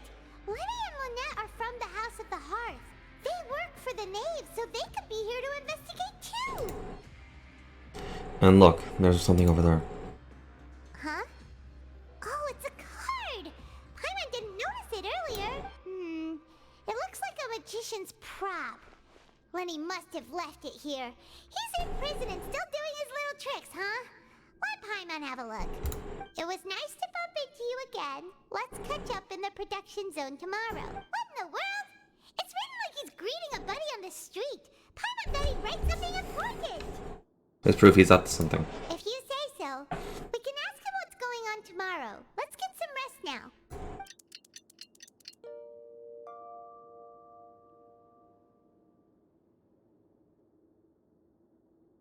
Hey, you're finally awake! Well, it's Paimon's first day as a prisoner. Last night, Paimon dreamed about getting interrogated by the guards until Paimon told them everything, and then Paimon woke up. You told him everything? Hey, come on! It's just a dream, okay? I know what it's really still. Maybe. Hey, lazy bones. What are you still doing here?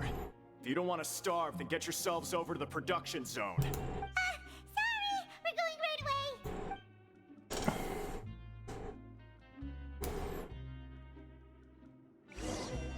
Alright. Be right back.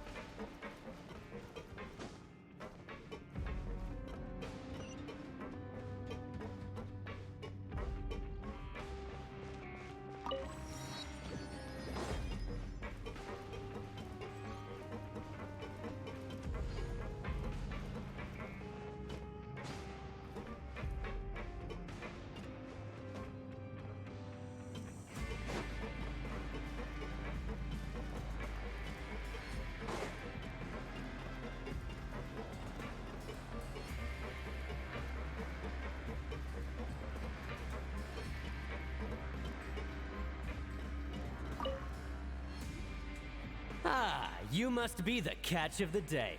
Looks like you've got some luck getting assigned this space. Yep, we just arrived yesterday and... Don't interrupt me when I'm speaking. Yes, sir.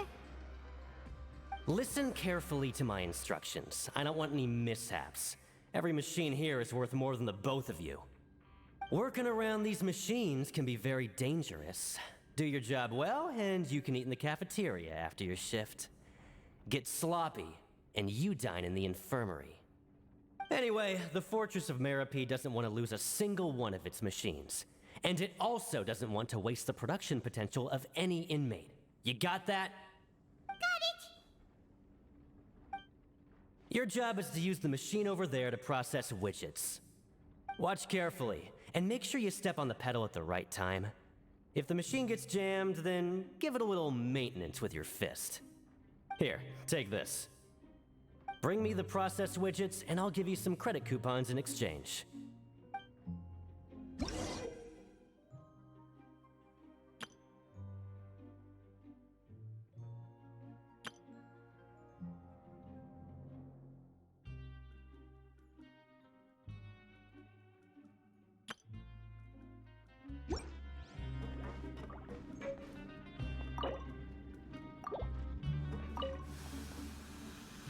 Once the widget is hot enough to glow, jump to step on the pedal and hit the widget with... So if the machine gets jammed, you just need to attack it to fix the problem.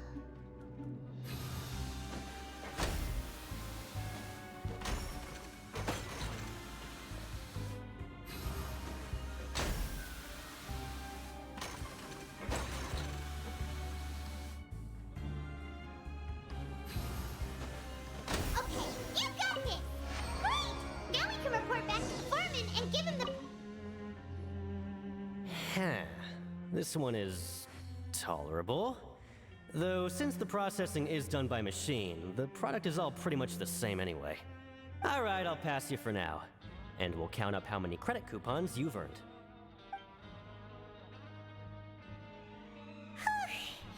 Paimon's exhausted. We're done now, right? Oh, that foreman.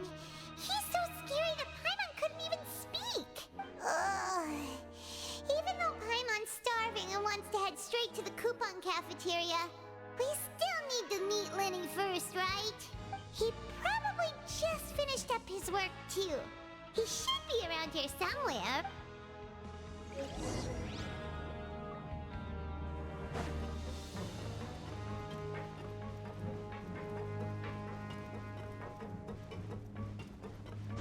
Lenny? Mr. Magician? Where are you? Oh, this had better not be some disappearing act. He doesn't seem to be around here. Let's try looking somewhere else.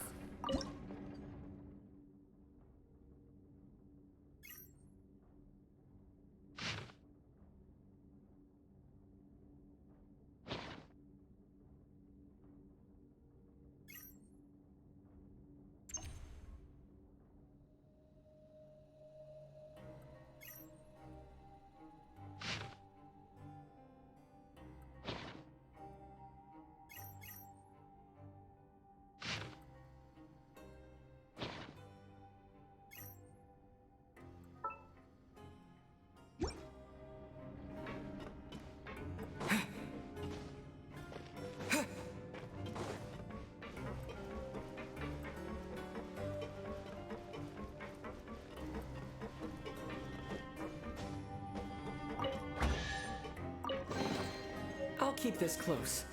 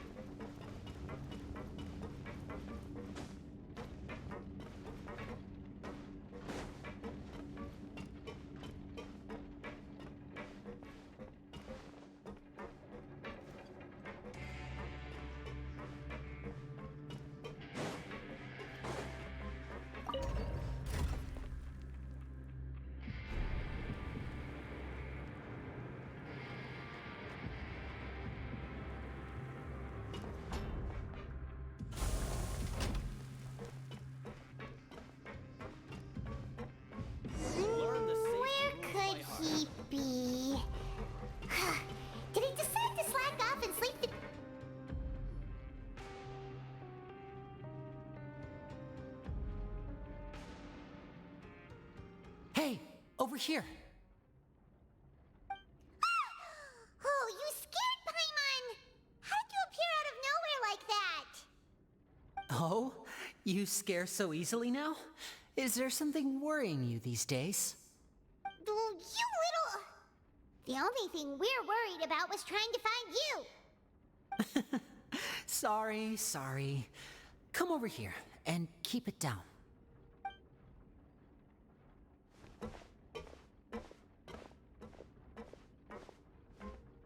Oh, Lynette!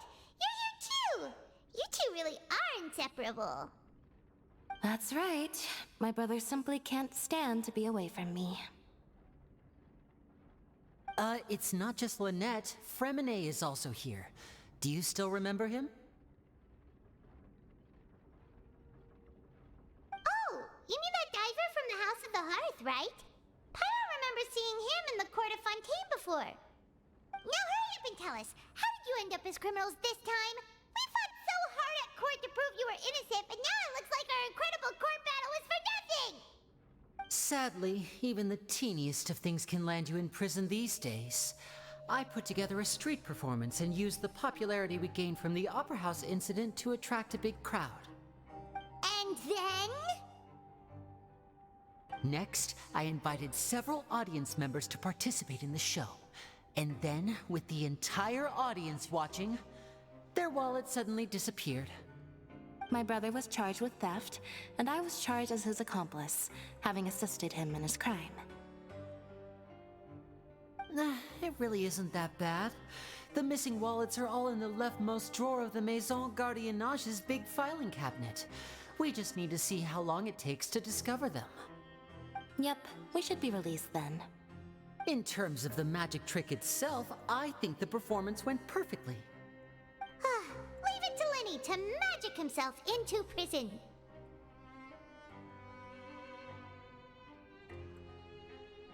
Indeed. Last time I hid my identity from you, I promised that I'd tell you absolutely everything if you were angry about it. No more secrets. So I don't plan on keeping anything from you this time either. At the moment, the House of the Hearth's interests don't conflict with yours at all. We were instructed by the father of our house, the Knave, to come here and conduct an investigation. Told you so! See? Paimon guessed right. As for what we're investigating, perhaps you haven't heard, but the fortress of Meropide hides a secret. Some even say that the entire fortress exists just to protect it. The House of the Hearth has been investigating this for a very long time, trying to uncover its mysteries. But recently, all of our informants, including the ones that had infiltrated the guards, suddenly vanished and have not been heard from since. We believe that this is a direct provocation, and it's the reason why we came here. Father has somehow managed to confirm that Focalors does not have Fontaine's Gnosis. Huh? How did she manage to learn information that important?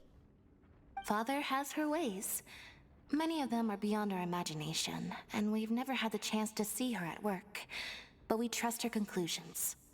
It was this information that led us to suspect that Fontaine's Gnosis might be in the fortress of Meropide and is related to that secret. So it's all about the Gnosis again. Well, that's about it from our side. How about you two? Did Monsieur Nervulette send you here? Bingo! The Knave has been applying a lot of pressure. She wants to know what happened to Child, so we came here to investigate. Traveler, are we allowed to tell them? You don't need to worry too much about that. She's just asking for a report on Master Child's predicament as a means of pressuring you. Father used this situation as a pretext to negotiate with two high-ranking officials in the court of Fontaine. She actually just wants to be able to make concessions on this matter for gains elsewhere, almost like a bargaining chip.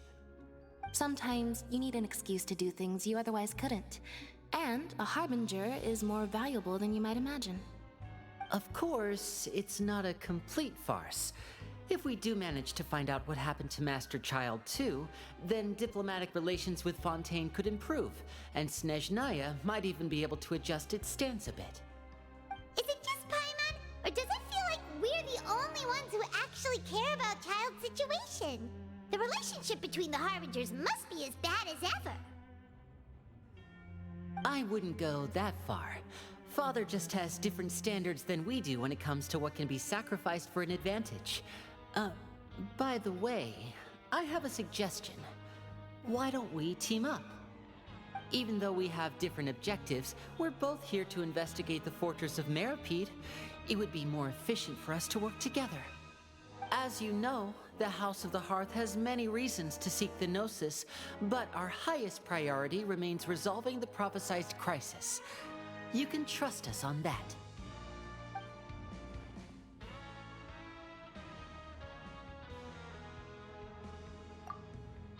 See, I told you. Is that so? Sure enough, it won't be easy to convince them to cooperate with us. Lenny seems to be thinking pretty hard about something. Of course he is. Lenny has been looking forward to a chance to reach an understanding with you ever since last we met. Or, I should say, we were really looking forward to teaming up with you this time. Lynette, just tell them everything, why don't you? It's okay to open up a little.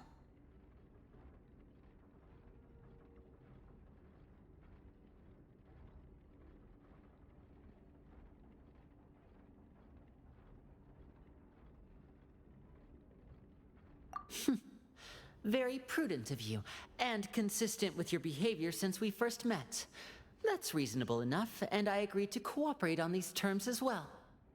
I was prepared for the worst, but you were actually more agreeable than I anticipated. All right then, there's no time to lose. I have some information to share, so listen carefully. Since Lynette and I arrived here, our investigation uncovered the fact that the Fortress of Meropide has a forbidden zone. Most people just clammed up and wouldn't talk, but after asking the right questions, we were able to confirm the existence of the Forbidden Zone from the guards. You should be aware of that while you're investigating. A forbidden zone? Could that be where Child disappeared to? You're right, we'll definitely keep that in mind. Good. That's the most suspicious thing about the fortress that we know of so far. We have a few other unanswered questions, and we'll be investigating those as quickly as we can. Anyway, I hope you find our information useful at least. Oh, look at the time. You two must be hungry. You should go to the coupon cafeteria and get something to eat. I'll use my cards to get in touch with you again in the future. Oh, that's just what Paimon wanted to hear! Paimon's starving after all that work today. We can talk more about the investigation later. Let's go get some grub!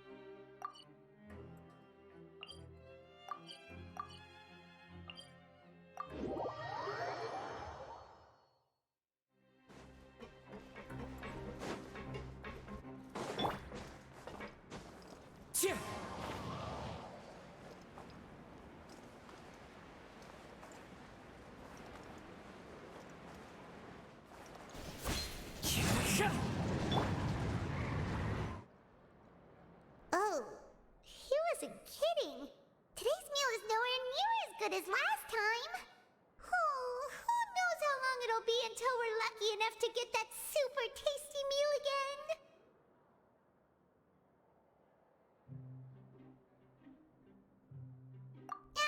Forget about it then. We'll just deal with the regular food for the time being.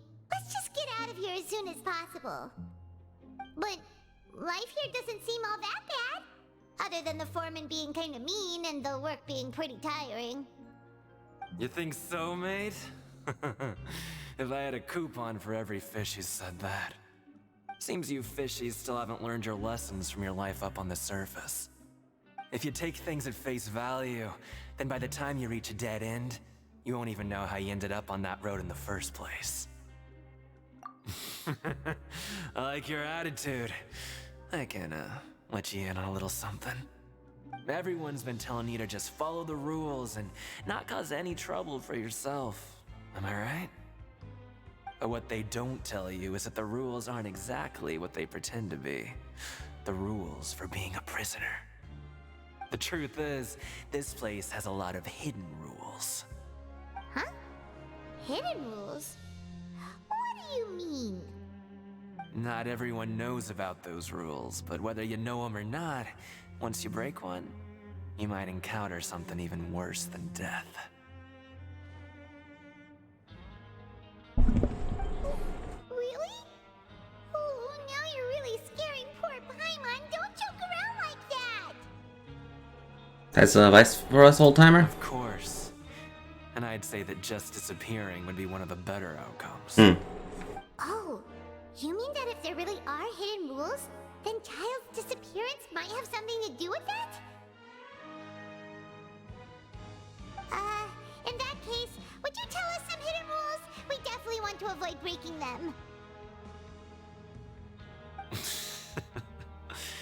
Come on, mate. This is valuable information. The difference between life and death. Do you really think you can just ask and I would tell you?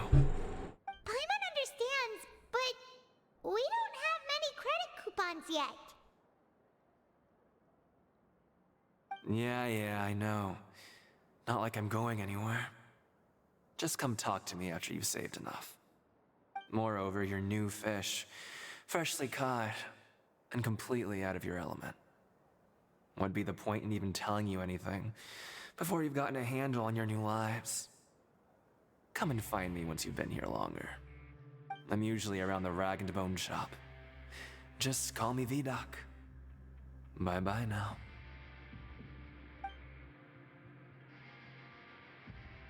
He left. Just like that. Huh. Do you think he's just trying to scare us into buying fake information from him? It is possible that someone would just disappear, but I'm still interested. Yeah.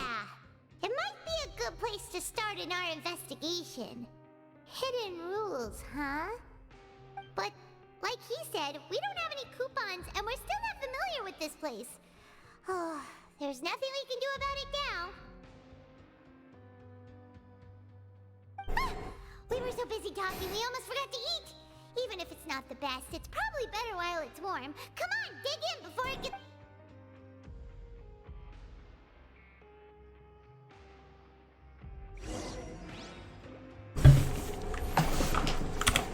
Alright.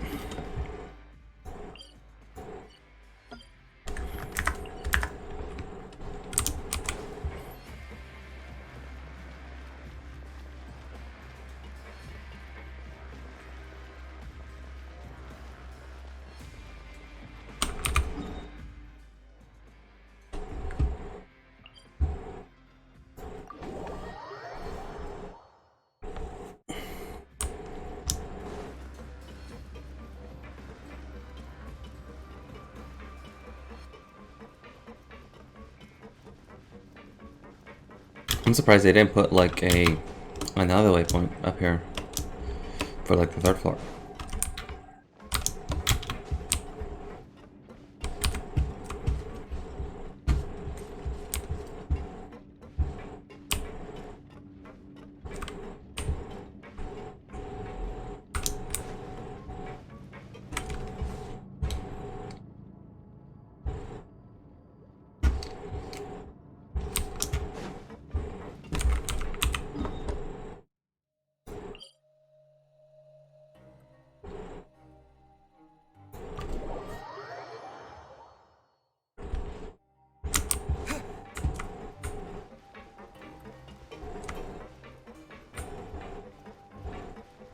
Maybe they did, and I'm just dumb.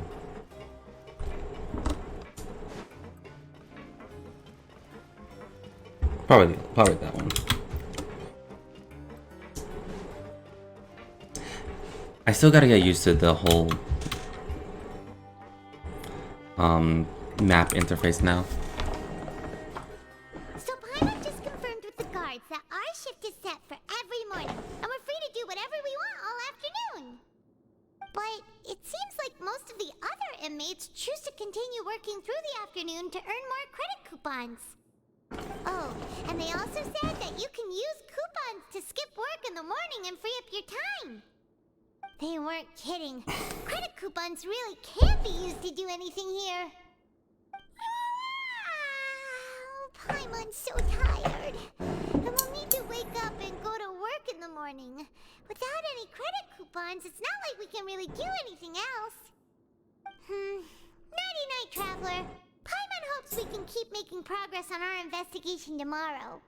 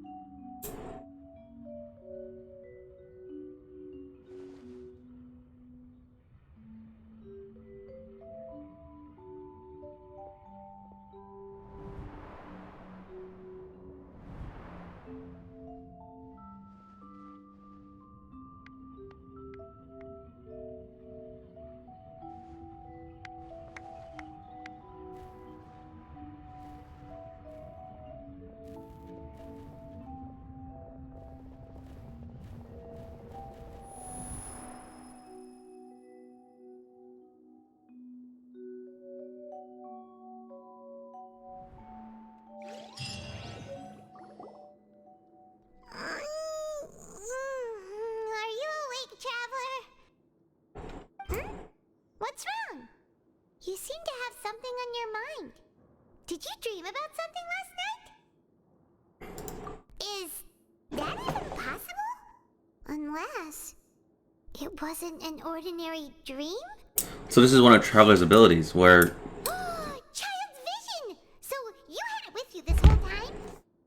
Maybe the vision connected Child's consciousness to yours.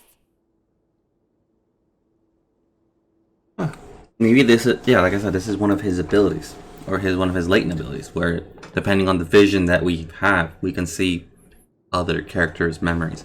They should expand upon that more. And our investigation has its first major breakthrough! Good thing you brought the vision with you here. So what did you see in the dream? Do you know where Child went? The dream was a little hazy, but I didn't see anything particularly useful. Okay. Well, hopefully it'll be a bit more helpful in the future. What's more important now is that it's the start of another new day as prisoners. Let's do our best to earn more credit coupons. What's the plan for today? Let's go! It's time to start working. If that guard Fielding catches us skulking about, he's sure to give us an earful.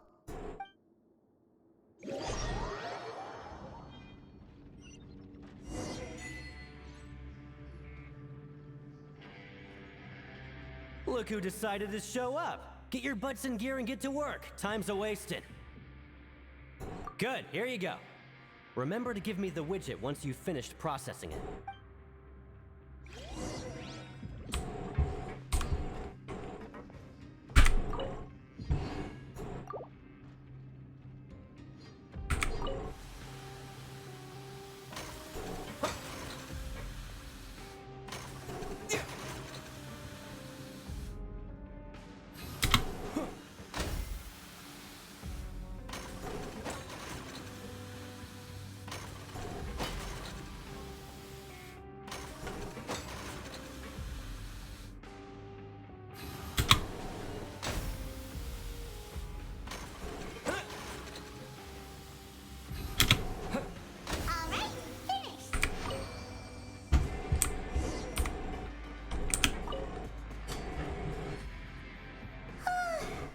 Paimon's beat. But after so many shifts, it seems seems we're really getting the hang of it now. Hey there, fellow shiftmates. I saw you finished your work, so I thought I'd come over and say hi. Oh, hi there. We've seen you before. You're... That's right. The name's Rowan. This past few days, I couldn't help but notice the new faces working nearby. I guess we were destined to meet. I've been working here for almost 15 years. Even the foreman, Grainville, always calls me Chief. Whoa, you've been working here a long time, Chief. If there's anything you'd like to know, just ask me. I know the work here in the production zone better than the back of my hand. All right, Chief. We'll be sure to come to you first. Did you just ask about the rules? Pretty sharp for newcomers. You've already heard about the rules, huh? Who'd you hear it from?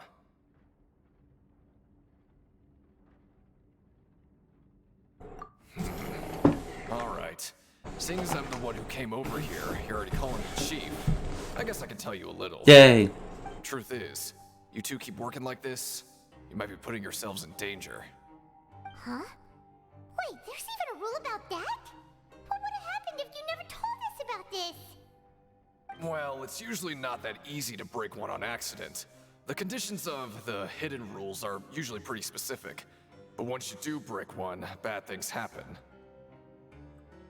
If you work continuously in the production zone for 3 days, and if all you do besides eating and sleeping is just work, then something bad will happen during lunch on the 3rd day. Huh? Like what? Oh, don't scare Paimon! If I knew that, then I wouldn't be standing here talking to you, now would I? You mean, even you have never tried working 3 days like that before? There's actually a legend about this rule. They say that there was a worker who worked way harder than me. He was both efficient and eager on the job, and most other workers couldn't hold a candle to him. One time, he tried to test his limits and worked as long as he could. Then during lunch on the 3rd day, he disappeared into thin air, as if he'd evaporated. Later, some people went and asked some of his past friends about him, but they said, never heard of the guy. What the? How could that happen? Unfortunately, we were assigned different production zones. I never saw for myself what he looked like. Wait, are you thinking that it was... We'll give it a try. Oh? You... Listen, kid. This ain't the kind of thing you should be curious about. Let me tell you, you're better off forgetting about it and looking after yourself. Now I kind of regret ever telling you. Yeah, I agree with Chief here. Do you really want to try? Nothing ventured, nothing gained. Alright, if you insist.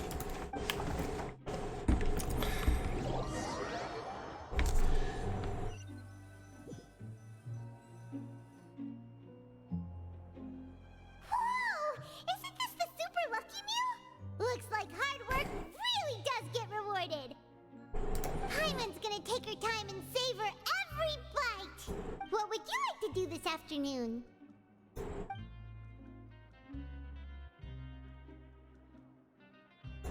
Knowing child, he must have been there all the time.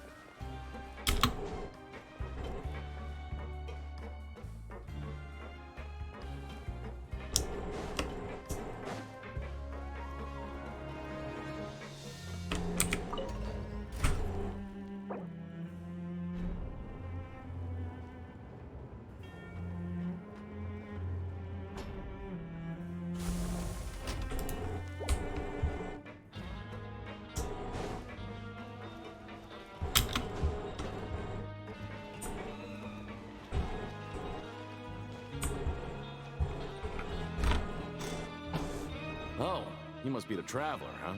Sorry, mate, but competitors as strong as you are prohibited from participating. I don't make the rules, mind you, but I was given very specific instructions. Even convicts value their lives, don't they? I hope you can understand. But we have a game here that'll let you show off your strength, and you'll even earn some credit coupons in the process. And if we lose the game, will it cost us credit coupons? Of course. That's the cruel reality facing every competitor in a place like... Okay, great. Let me walk you through the rules.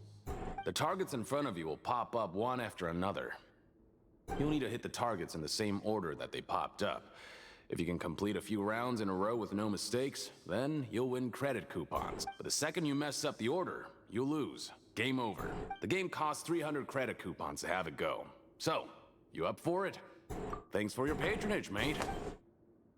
Okay.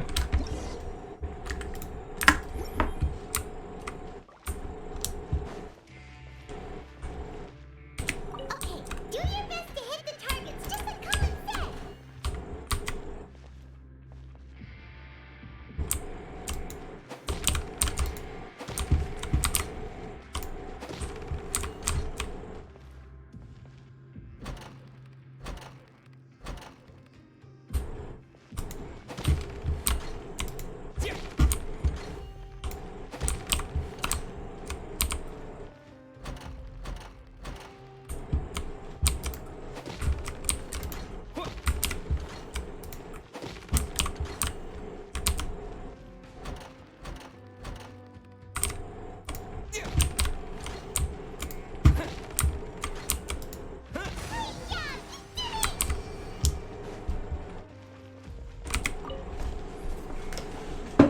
I'll be. They were exaggerating about how strong you are. Don't worry, I wouldn't dream of shortchanging you. Here's the credit coupons you won. Put them somewhere safe.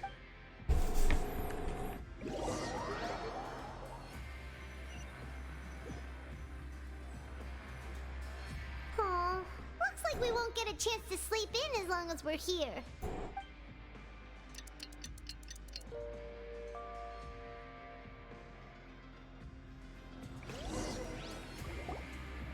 Oh, Paimon doesn't want to get up.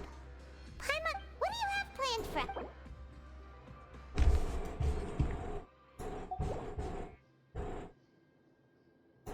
But Paimon really hopes the foreman will be in a better...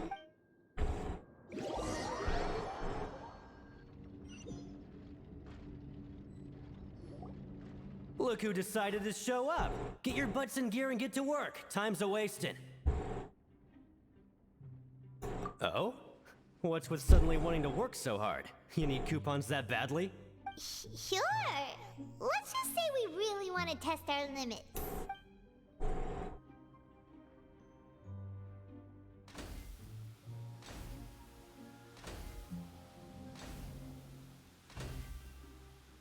Nice!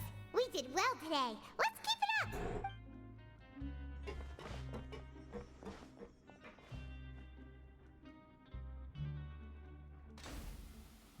2, 3. Ooh,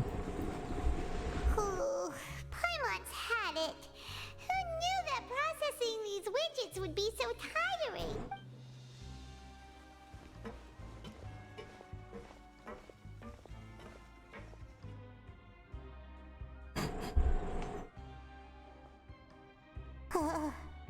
That's it. Paimon doesn't even have the energy to talk anymore. Is it time to eat yet?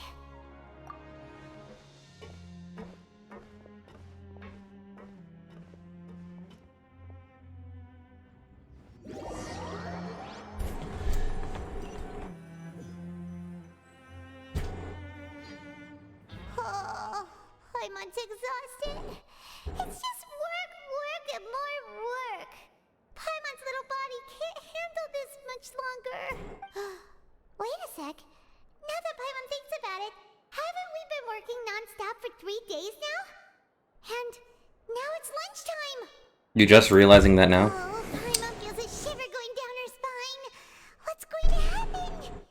But it doesn't seem like anything's changed at all. And we made it to the coupon cafeteria safely. Are the so-called hidden rules only a rumor after all? That would be quite disappointing. Well, there's no use to just guessing all day. Paimon's stomach has been grumbling the whole time. Let's just eat already. Paimon wonders what we'll get today. Maybe we'll get the super lucky meal.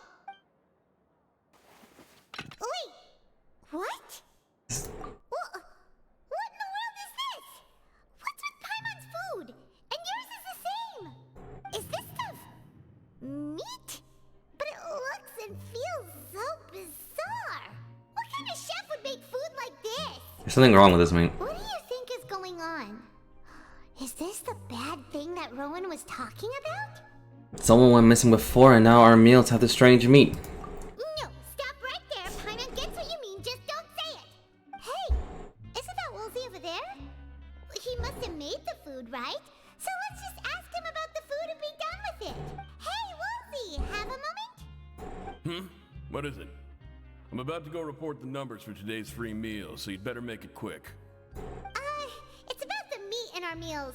Look, does it seem normal to you? The meat? Oh, that. Looks perfectly fine to me. Totally normal. You better hurry up and shout out. How could this be fun? Hey, don't leave! You barely even looked at it! Hey! Ugh, what should we do now? Woolsey wouldn't even give us the time of day. Looks like we'll have to investigate ourselves. Yeah, looks like we have no other choice. Paimon was positively famished a minute ago, but now she's lost her appetite.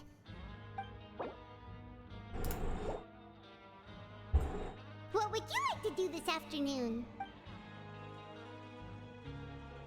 Okay, let's see if we can find any new leads.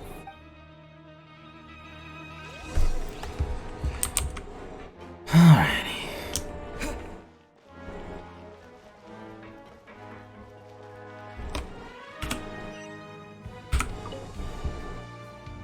Oh, hello. You two are the ones who were with His Grace. No need to be so nervous. Sorry, I couldn't help but think of His Grace once I saw you. Oh, it's hard to say. Maybe I am. He's got a very overwhelming presence. It makes me feel like I'm just some insignificant little bug. Wait, seriously? Oh, I'm always indecisive, and I tend to make a mess of things. It's like a reflex. I just instantly start to tense up the moment I see a smart and capable person like His Grace. What? Please, don't say anything like that out loud. How could you possibly think so?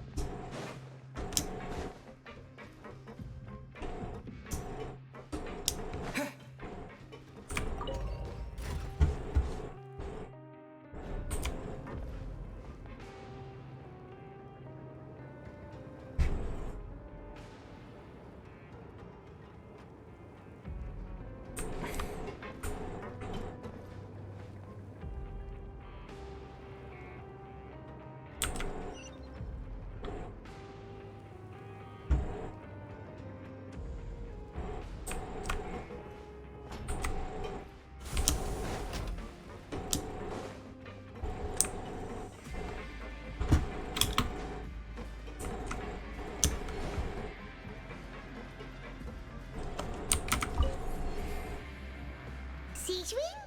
Aren't you supposed to be in the infirmary? What are you doing in the production zone? Hello, Traveler. Paimon? Everyone's usually busy around now, and we don't have any patients to look after in the infirmary. I thought I'd come here and enjoy the sight of everyone hard at work. Enjoy? What's there to enjoy here? It's really worth watching. I often stand here and observe everyone. Humans are just so interesting and adorable. I like to watch your expressions while you work. Are you talking about pets or people? Do you also happen to be a Vertiminian as well as a head nurse? Oh, I can see why you think that, but you shouldn't jump to conclusions. See, we Melazines are a different species, and we see the world very differently from humans.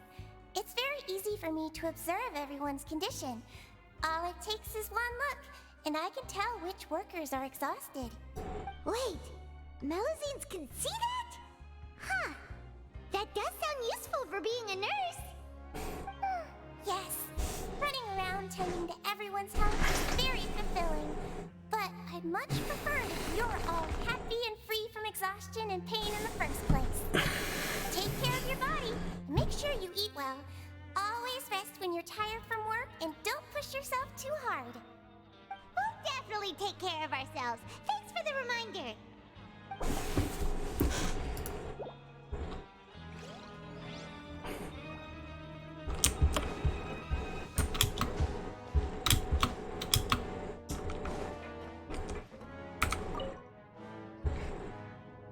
Hey, it's the Traveler and Paimon. No need to tease me, okay? I won't trip on the same step twice. Listen, I feel ashamed about last time. Thank you for praising me in front of His Grace. Here are the extra credit coupons he gave me. I'd like you to have them.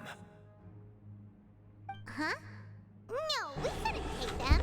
They're your reward after all. But when I was welcoming you, I didn't do anything but give you the stink eye. Come on, I insist. These coupons are nothing compared to getting the attention of His Grace. I won't take no for an answer.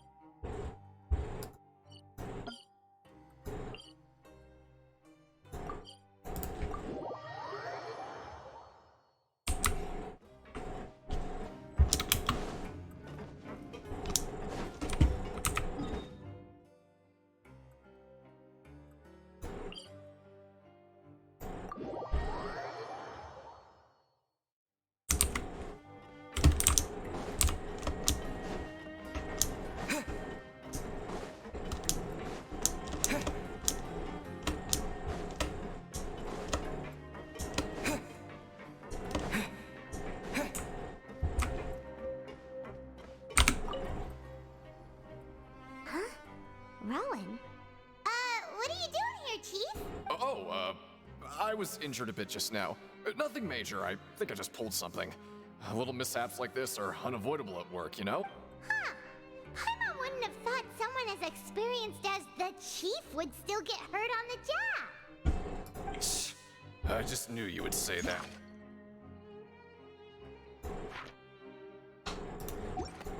This is pretty embarrassing. Where's Siegeween when you need her anyway? The one time I need to make a quick trip to the infirmary. Oh, you mean she wasn't in the infirmary? Yeah.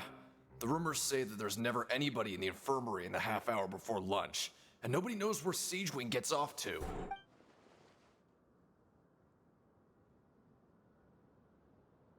Huh. That's actually really strange. Siegeween's always super dedicated to her work. Where else would she possibly go? Forget it. I can take care of a small sprain like this on my own anyway. No need to trouble her.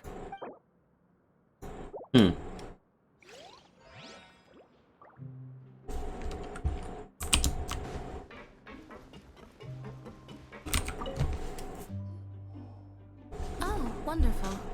I was worried that you'd be busy trying to earn reward coupons all the time, but it seems like you haven't neglected your investigation work after all. Paimon likes having more coupons, but no one wants to work all the time. Have you also been investigating the area, Lynette? No, I was just slacking off, and you happened to catch me. My brother is still obsessed with anything remotely related to the Forbidden Zone. But knowing him, it won't be long before we get more leads. Oh, before I forget, this is for you. Huh? Credit coupons? Why are you giving us these? I've been here longer than you. Coupons aren't a resource in particularly short supply. What is in short supply are interesting people to talk with. Aw, that's so nice of you, Lynette. We'll be sure to make good use of these coupons then. Thanks a bunch!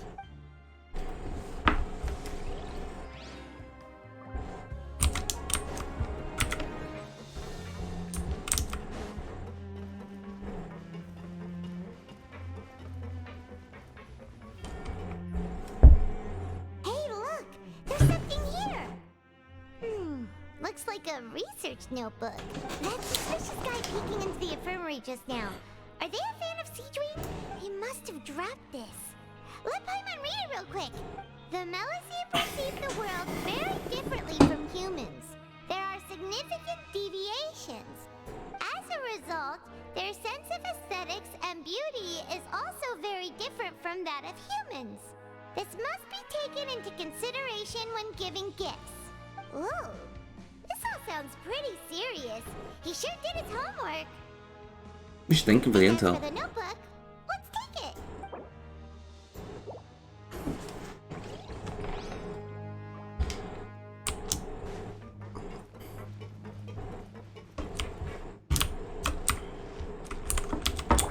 Whoop. I'll be taking that.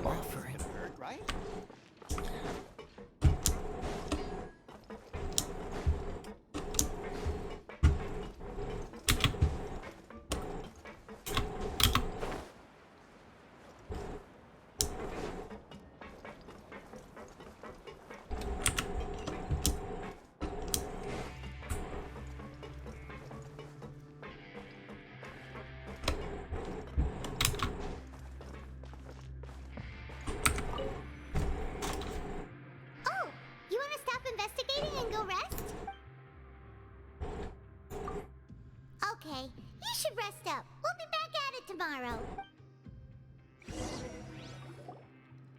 So after working a few days straight, we got some strange meat in our lunch. What was that all about? Has our investigation turned up anything useful recently? Really? Then it looks like that part of the investigation has hit a dead end. Well, we'll keep searching for more clues tomorrow. Good night, Traveler.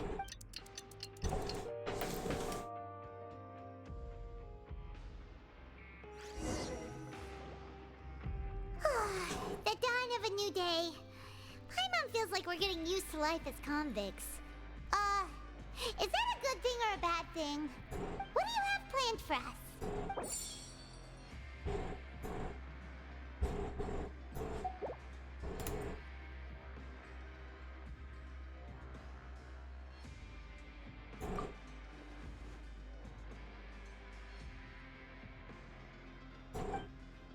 Okay. Let's go to production. Let's After fucking. working here so long, we're really but doing the same thing all the time.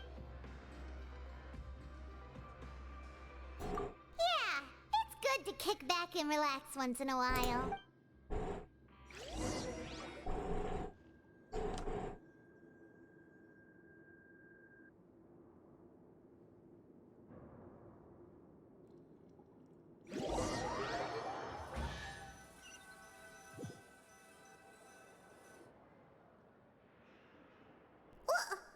What is this garbage? Ooh, it looks disgusting. Oh, Paimon misses your cooking now. So this is what happens when you don't work too. What would you like to do this afternoon?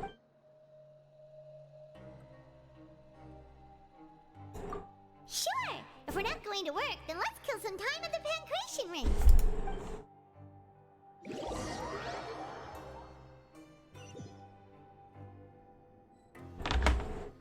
Oh, back for another try? I hope you brought enough credit coupons this. All right, then get ready to play.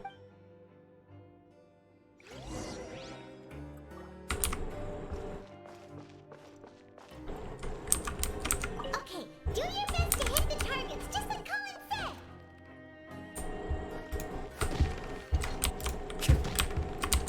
Sure.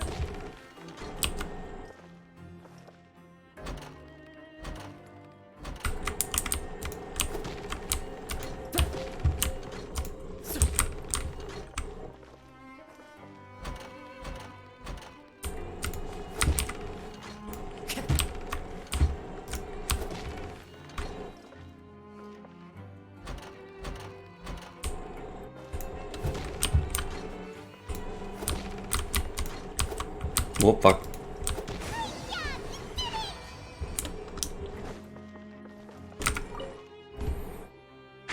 Your strength really shouldn't be underestimated. Now I get why you're prohibited from participating in any official fights. Nobody who values their life would be willing to get in the ring with you. However, you two haven't tried betting on the outcome of a pancration match yet, have you? Just go talk to Rusimov. Buy a ticket for whichever fighter you think will win. There's a big payout if the fighter you support comes out on top. But we don't know anything about the fighters. How can we possibly know who to support? That's normal. Just watch a few matches and get a feel for the fighters. It won't be long before you can pick winners in your sleep. He's got a point. Why don't we give it a try? If we have enough coupons, we could probably bet at random until we figure everything out.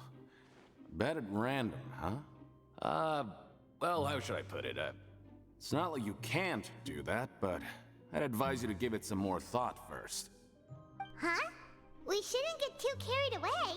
What's the problem? There's some sort of rules here. What? I never even picked a boxer before, and you already know about the rules? You're not just strong fighters. Seems you're pretty perceptive, too. The hidden rules, that's what they're called, right? Might as well tell you about it, since you already know that much. Plus, I think you've got the potential to be one of my greatest customers. I think I can let you in a bid. Besides, I don't want to risk ever losing a customer like you. Is it that serious? Okay. The hidden rule here is, if you buy both boxers' tickets and support them both, something bad will happen the next morning. So the rule is that we shouldn't pick both boxers in the same fight. But if anyone actually did that, wouldn't they be guaranteed to lose coupons? Who would do that anyway? And what do you mean by something bad will happen? How would I know? Not like I'm stupid enough to do that. But I've heard a story about the rule. According to the rumor, there was a masked boxer who possessed incredible skill and power. None of his opponents even stood a chance against him.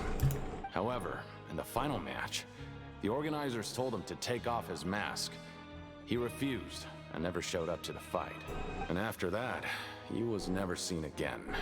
Some say he died, or that he was taken care of by the event's organizers. But everyone remembers that he was someone who cherished honor above all else. In his eyes, supporting both boxers in a match would dishonor the competition itself.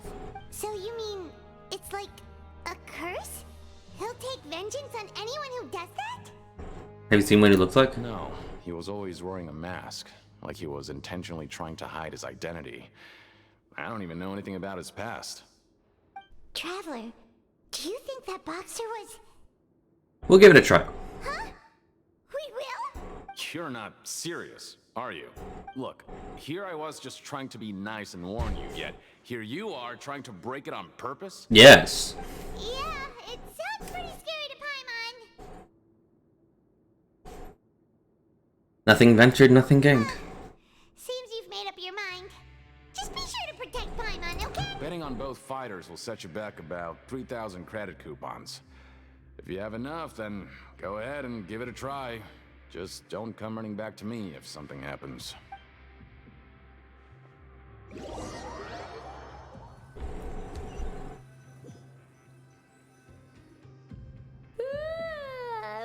up so early today that Paimon's been nodding off all afternoon.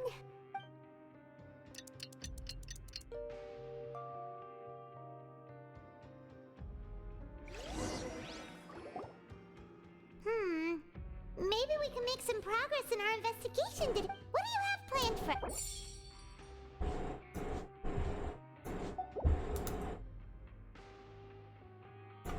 After working here so long, we're really... But doing the same thing all the time...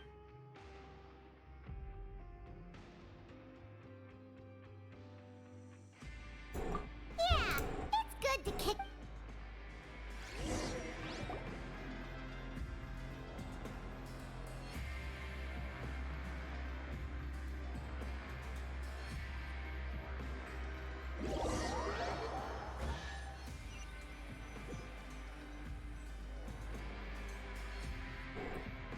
Oh, just a regular meal set. Guess Paimon shouldn't get her hopes up.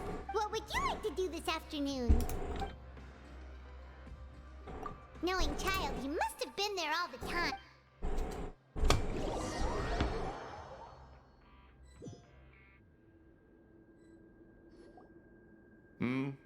Are you two here to buy tickets? Better be quick about it. Who are the boxers in the next round? We have the reigning champ, Le Grappler, versus a contender from the Eastern Prison Block, Demon Horde.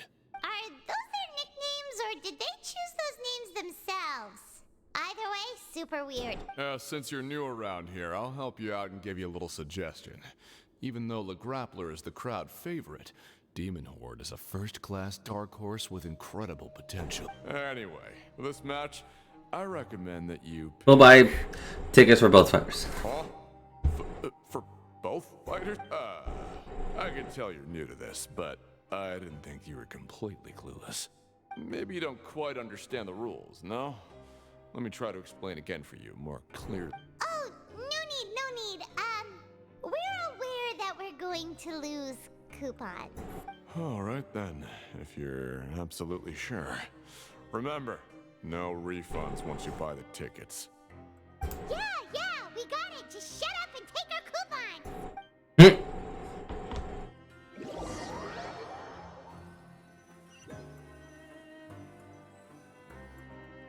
Seems we had a productive day. Hope we can make even more progress tomorrow.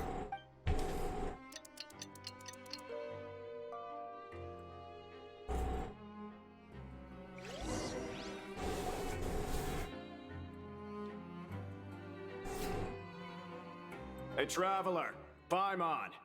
Package here for you. The next time you buy something, go pick it up yourself. I'm not a delivery man, you know. Huh?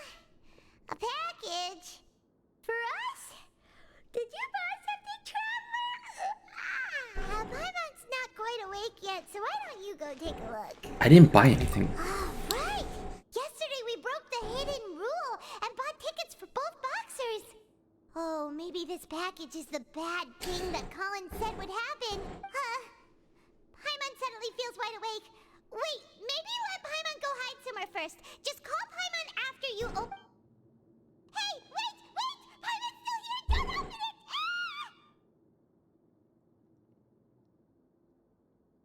it! Doesn't seem especially scary, but there's something a little odd inside. Huh?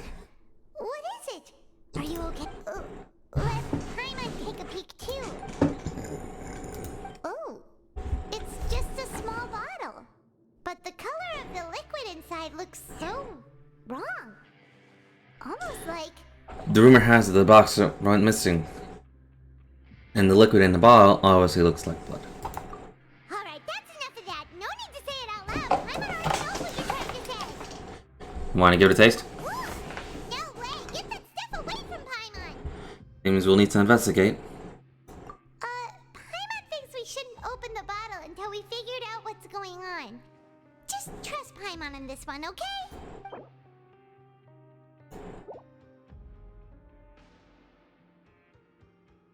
What do you have planned for us?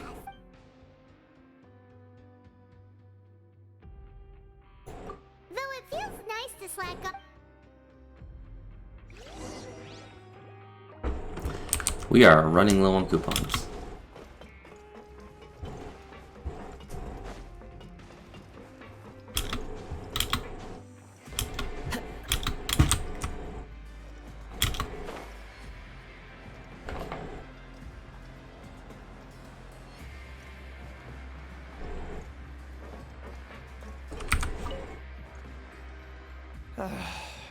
If there's no way to send it all out, maybe I'll never get a chance to leave. Who are you? We've never seen you before. And I'm not! Of course I'm not. Please, don't mistake me for a criminal. I'm a good, law-abiding citizen. then what are you doing here? You sure seem anxious about something.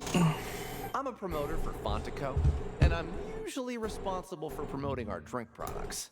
I thought I could complete my task here quickly and return to headquarters, but I've been here way longer than I anticipated. Oh, a promoter from Fontico? So what kind of problem did you run into? I'm so upset. It's all because of that Duke. After discussing the company's promotional plans with him, he told me outright that my project was worthless. However, in light of our long history of successful collaboration, I still tried to patiently explain the details.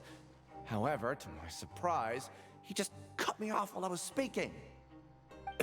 Let me take a moment and recall his exact words. I'm just gonna stop you there and say no. If anything, I'm saving you time. It seems you don't fully understand the value of credit coupons here, nor do you understand the value of your own products. The former is because you are from the overworld. That's understandable, and I don't blame you for that. But as for the latter, only someone monumentally stupid, so breathtakingly stupid that they were completely ignorant of the value of credit coupons, despite living in the underworld, would ever possibly consider buying your drink. Let's just forget it. Anyway, that's how he rejected my proposal and asked me to come up with another solution with the condition that it doesn't cause any trouble for him. Can you believe that guy? Well, he is the head honcho here. Not much you can do about that. We met him too and could tell that he's the kind of guy that's hard to pin down. Fine. I know I should just let it go. I'm on his turf after all. His house, his rules.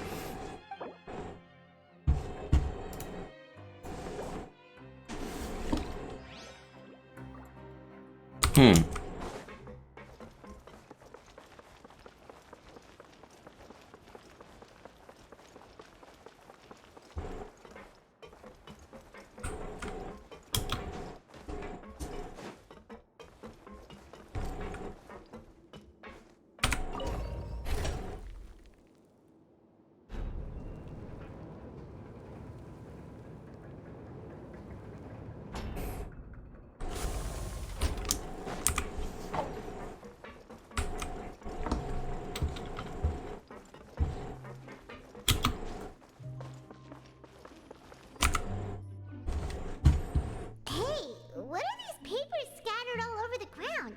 Are they registration forms or something? Maybe not.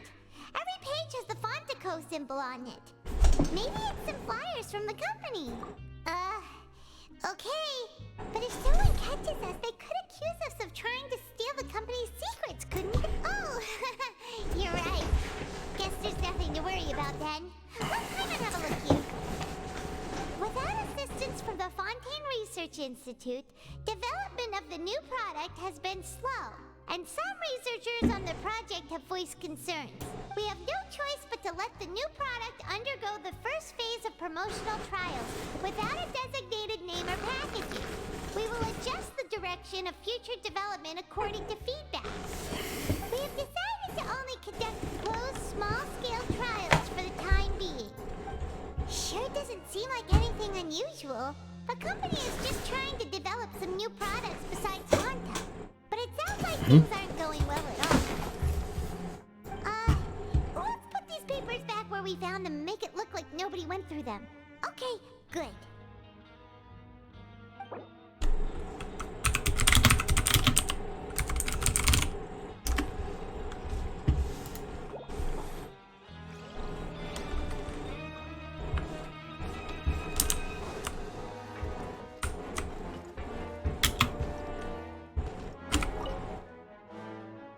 Hey, I heard you crazy fools really did it. You bought tickets to support both fighters, didn't ya? Well, did anything happen? Well, the next day we received a mysterious package, but we still haven't made any sense of the contents. So it is real. You didn't become cursed or anything like that, did ya? Are you both still okay? Wait. Are you sure that it's still you controlling your bodies right now? Paimon's not sure. What do you think, Traveler? Is Paimon still Paimon? Oh, okay. Well, that's good. Yeah, you two don't seem to have changed at all. But I wouldn't let your guard down just yet. Still, I didn't expect you would actually do it. You'd actually throw away coupons like that just to satisfy your curiosity? Even if we bought tickets like everybody else, it's not like we could hope to earn any coupons. When it comes to things like this, it's always the organizer who makes the real profits. Hey, just what are you trying to imply? The Pancration Ring is an honest business, and we really don't make much from selling tickets. We make so little that even the current tournaments can only be held thanks to funding from the producer of Fanta. Oh, so it's the company that manufactures Fanta sponsoring the events? Paimon thought all of this was thanks to the Duke's support. Let's just say it's a mutually beneficial arrangement. They reached out to us first, hoping to promote Fanta products in the fortress of Meropide. That's important info. Anyway, you try and take extra good care of yourselves these next few days, you hear?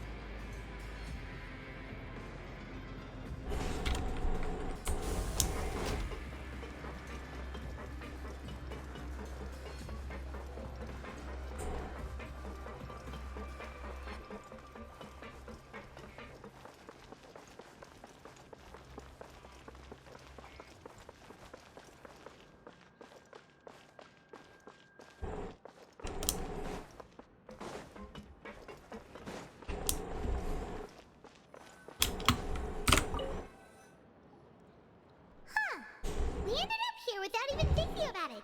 Wanna grab something to eat? Alright, but remember that we bought this time with coupons, so let's make better use of it next time.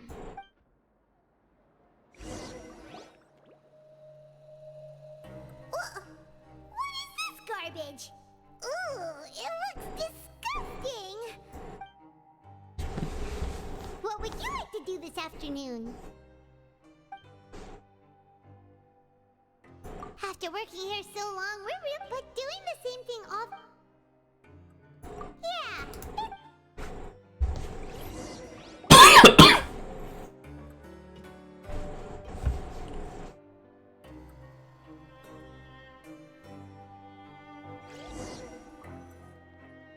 A mysterious box? A bottle of crimson liquid? Hyman still doesn't know what to make of it.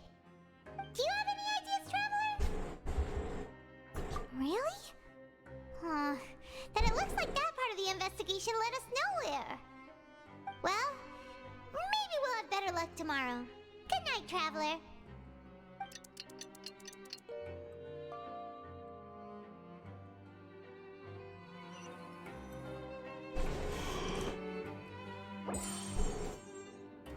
Huh. Okay, so we've investigated 2 of the hidden rules. Paimon didn't think this prison would have so many weird things going on. We'd better pick up the pace with our investigation, otherwise we'll never get anywhere. Yeah, let's skip work for now and put our time to good use.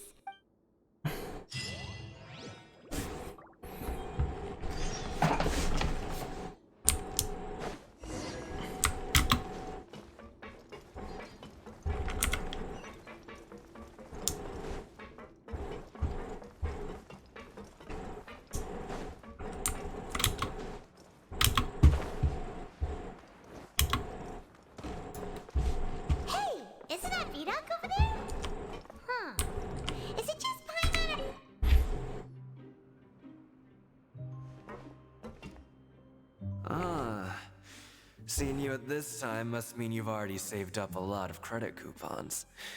Or at least enough to skip work. Seems you're getting into the swing of things around here. Impressive. Very impressive. So, now can you tell us about the hidden rules you know? If that's what you want to know, I guess you couldn't have come at a better time. Huh? What do you mean it's a good time? Leonid and those other pesky broke urchins have all gone to work in the production zone. I wouldn't want them listening in without paying up. We get it! Just tell us already! So, you know those pipes that make strange sounds? Don't ever, ever go near them at night. Even if you manage to avoid the guards, you might find something even more terrible there. Something even more terrible? Like what? A group of cannibals. Cannibals? In the fortress of Meropide? Every month, they meet a few times in the dead of night. Rumor has it they might be connected to the people that have disappeared here. But what's even scarier is that they have a special proclivity. Since they have no way to dispose of the leftover remains, they have ways to transform them into other forms and keep them in the fortress forever. Paimon might already know what you mean by other forms. So that's what's going on here. Oh, Paimon's stomach doesn't feel so good. You two look pretty skeptical. No matter. Learning the truth behind dark secrets isn't necessarily a good thing. I've got things to do too. I suggest you just act like I never told you anything. Traveler, can we just trust him on this one? Even if it's true, do you really think cannibals could take me on in a fight? All eternity? Oh, so that's how you see the situation. Huh. You know, Paimon does feel a little better about it now. Alright, just like before. When will all the secrets end?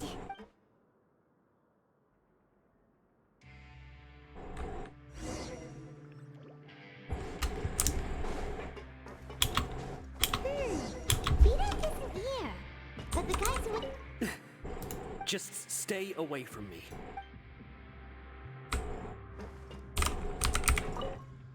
What? What are you saying? You shouldn't go around saying stuff like that.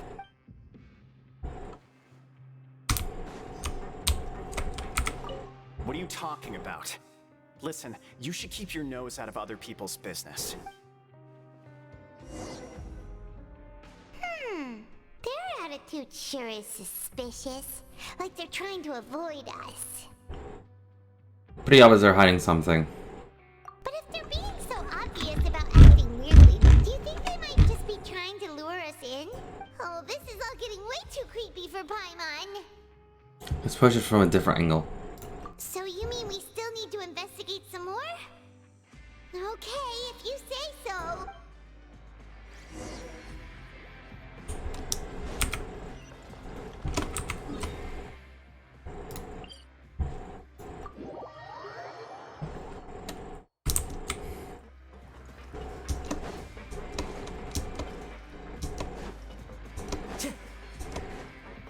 Time to go.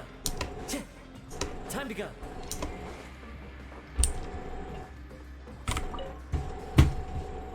Hello, Fielding. What do you want?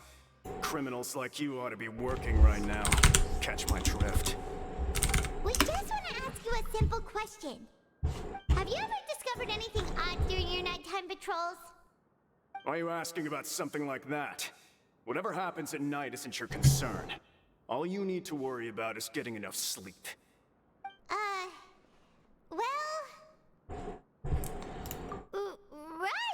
We've heard it happens a few times every month. Paimon has sensitive ears, so it makes it hard to sleep. Really? I see. But it's not like I'm on duty every night. And now that you mention it, I recall my colleagues talking about something like that before. They say that strange things tend to happen at night on pipe cleaning days. Lots of us don't willingly take those shifts. So, what happens at night on pipe cleaning days? And they just conduct regular cleaning of the fortress's drainage facilities. There are 3 pipe cleaning days per month. And it just so happens that today is one of the scheduled days. You can try to confirm the sounds tonight if you want, and if they're real, then I can report the issue to my superiors for you. Oh, okay. Then we'll keep both ears out tonight. Now, if that's all, then I'll be leaving now. I advise you not to try anything funny, though.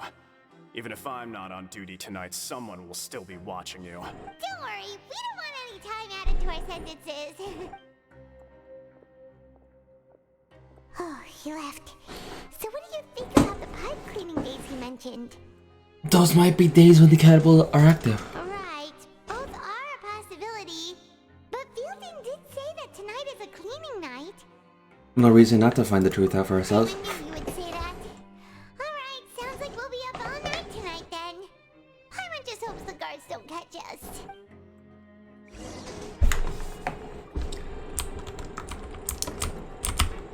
The wind knows me.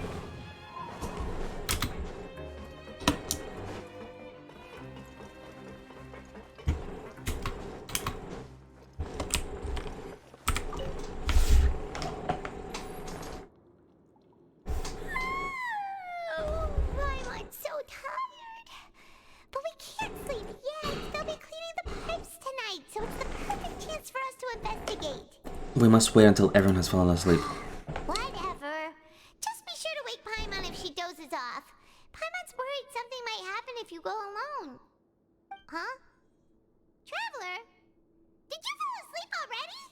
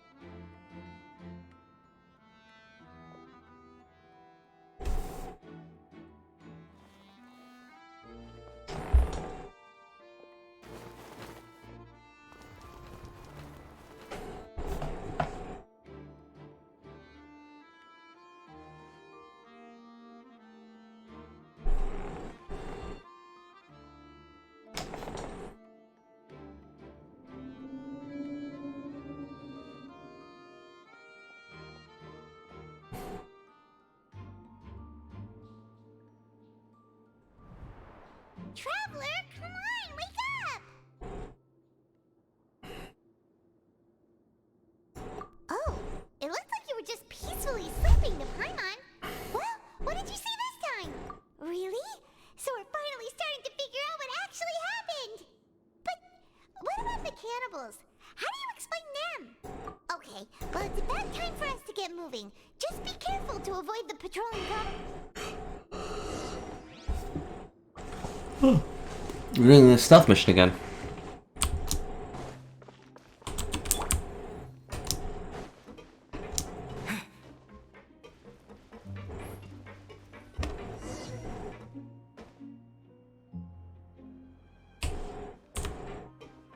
Shh! Careful! We'll get in trouble if the guards catch us. Hey, not this way. We need to get to that pipe, remember?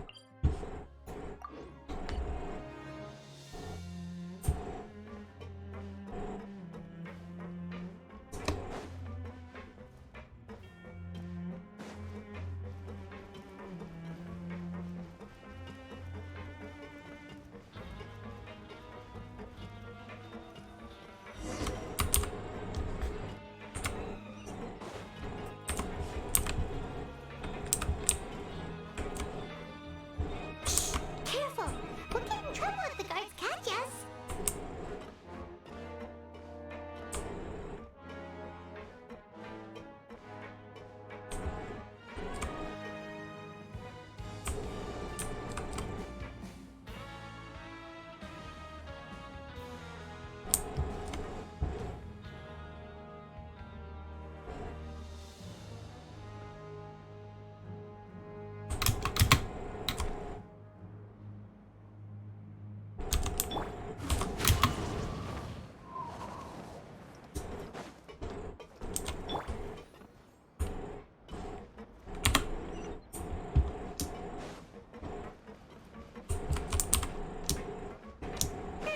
This should be the place.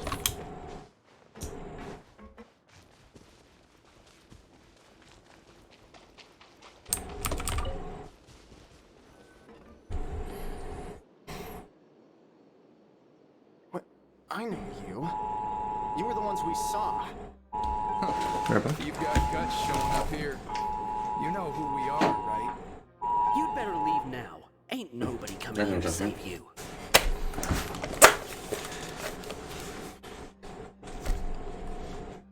What'd you say?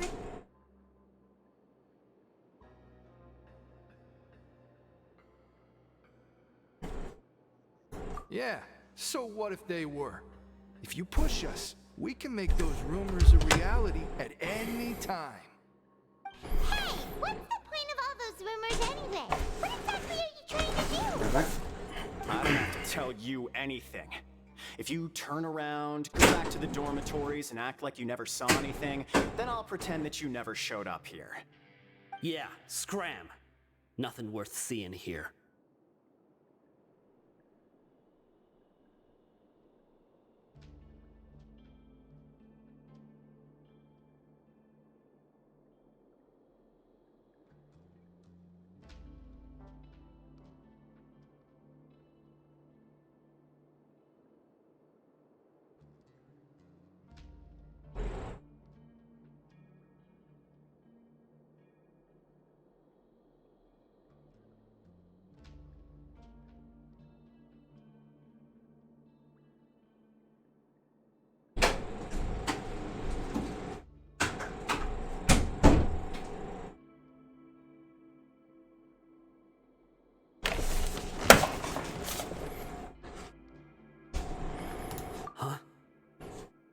What did you say?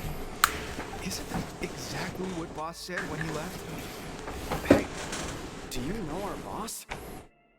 Whoa. We had no idea our boss was such a big deal.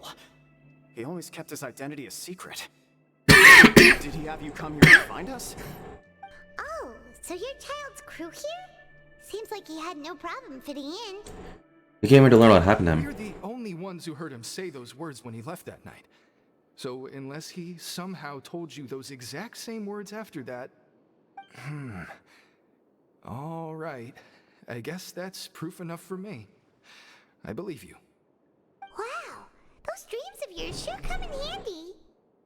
We gave him the business for a while and would always give him a hard time when he first came to the fortress of Meripede. But here in the fortress, the strong will always earn respect. He was working the longest hours and racking up wins in the Pancration Ring. You could always see how amazing he was, even when he was teaching us a lesson. So eventually, we all decided to follow him. But one day, he suddenly told us that he had to find a way to escape this place, no matter the cost. He said it was because he heard that call again. And as his crew, if the boss wants something, then it's our job to get it done. So, we got to work, and used the hidden rules that were here to make up and spread the rumor about the cannibal rule. We just wanted to give him a better chance of escaping on a night after the pipes had been cleaned. Oh, thanks to your rumor, nobody would want to come anywhere near here, prisoner or guard. Wow, it sure is easy to exploit people's fear of the unknown. But has a child already escaped? Why are you all still coming here after pipe cleaning day? Because as far as we know, the pipe he went into isn't actually an exit. It should be a dead end. It leads to an abandoned factory area, and even if there were a way to escape from there into the sea, we're still way too deep. No one could ever reach the surface alive. But Boss still insisted on going in. It's like he was obsessed about it. So we told him that we'd pretend as if he never existed while he was gone. And that if he wanted to come back, he should wait for nighttime on a pipe cleaning day. That way, we could meet him here and help cover the whole thing up. So you come and wait here through the night a few times a month just because of that promise? Yeah, but it's been so long now. We already know in our hearts that he must have managed to escape somehow. Is it also possible that something unfortunate happened to him? Nothing could ever defeat Boss or slow him down. That's one thing we know for sure. Okay. Paimon was just brainstorming possibilities. Can you take us there? We want to go to the spot where we left off. Keep quiet and follow us.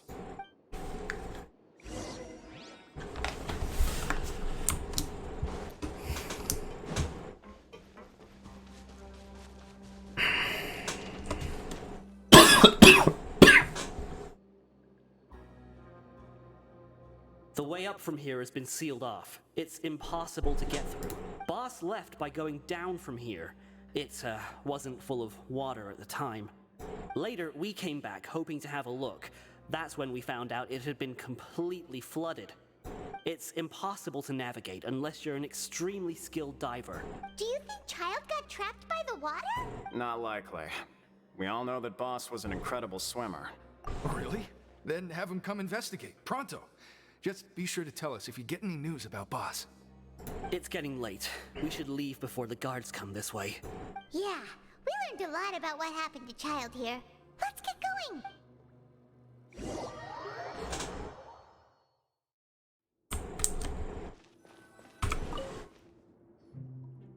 Whew. We finally learned some key information.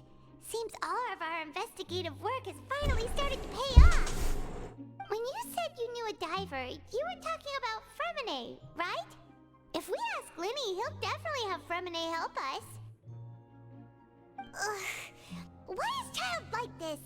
What was he doing going into the pipes? Not making our jobs easier, that's for sure. Fortunately, though, it seems like it's only a matter of time now before we find out what really happened. Now that we can finally relax, I'm starting to feel super sleepy. Let's try to get some rest while we still can. Nighty-night, traveler!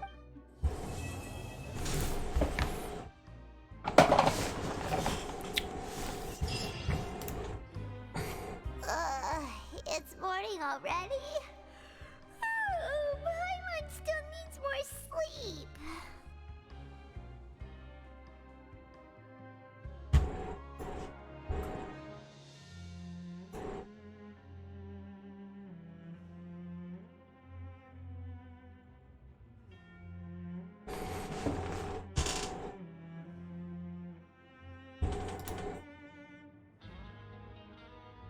Huh? Wait, look over there!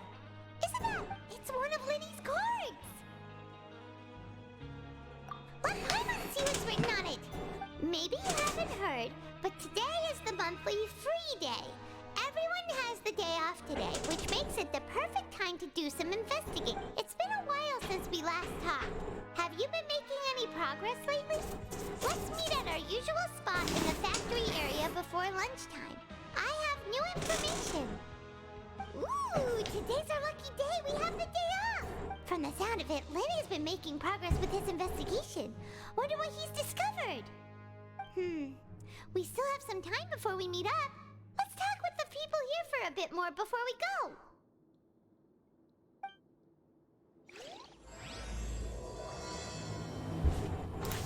go. Okay.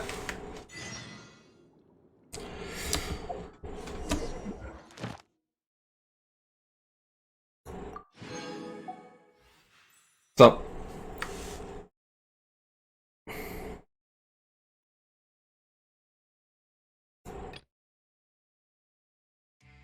okay, I'm gonna leave it off here. We're gonna continue the Archon quest a little bit later.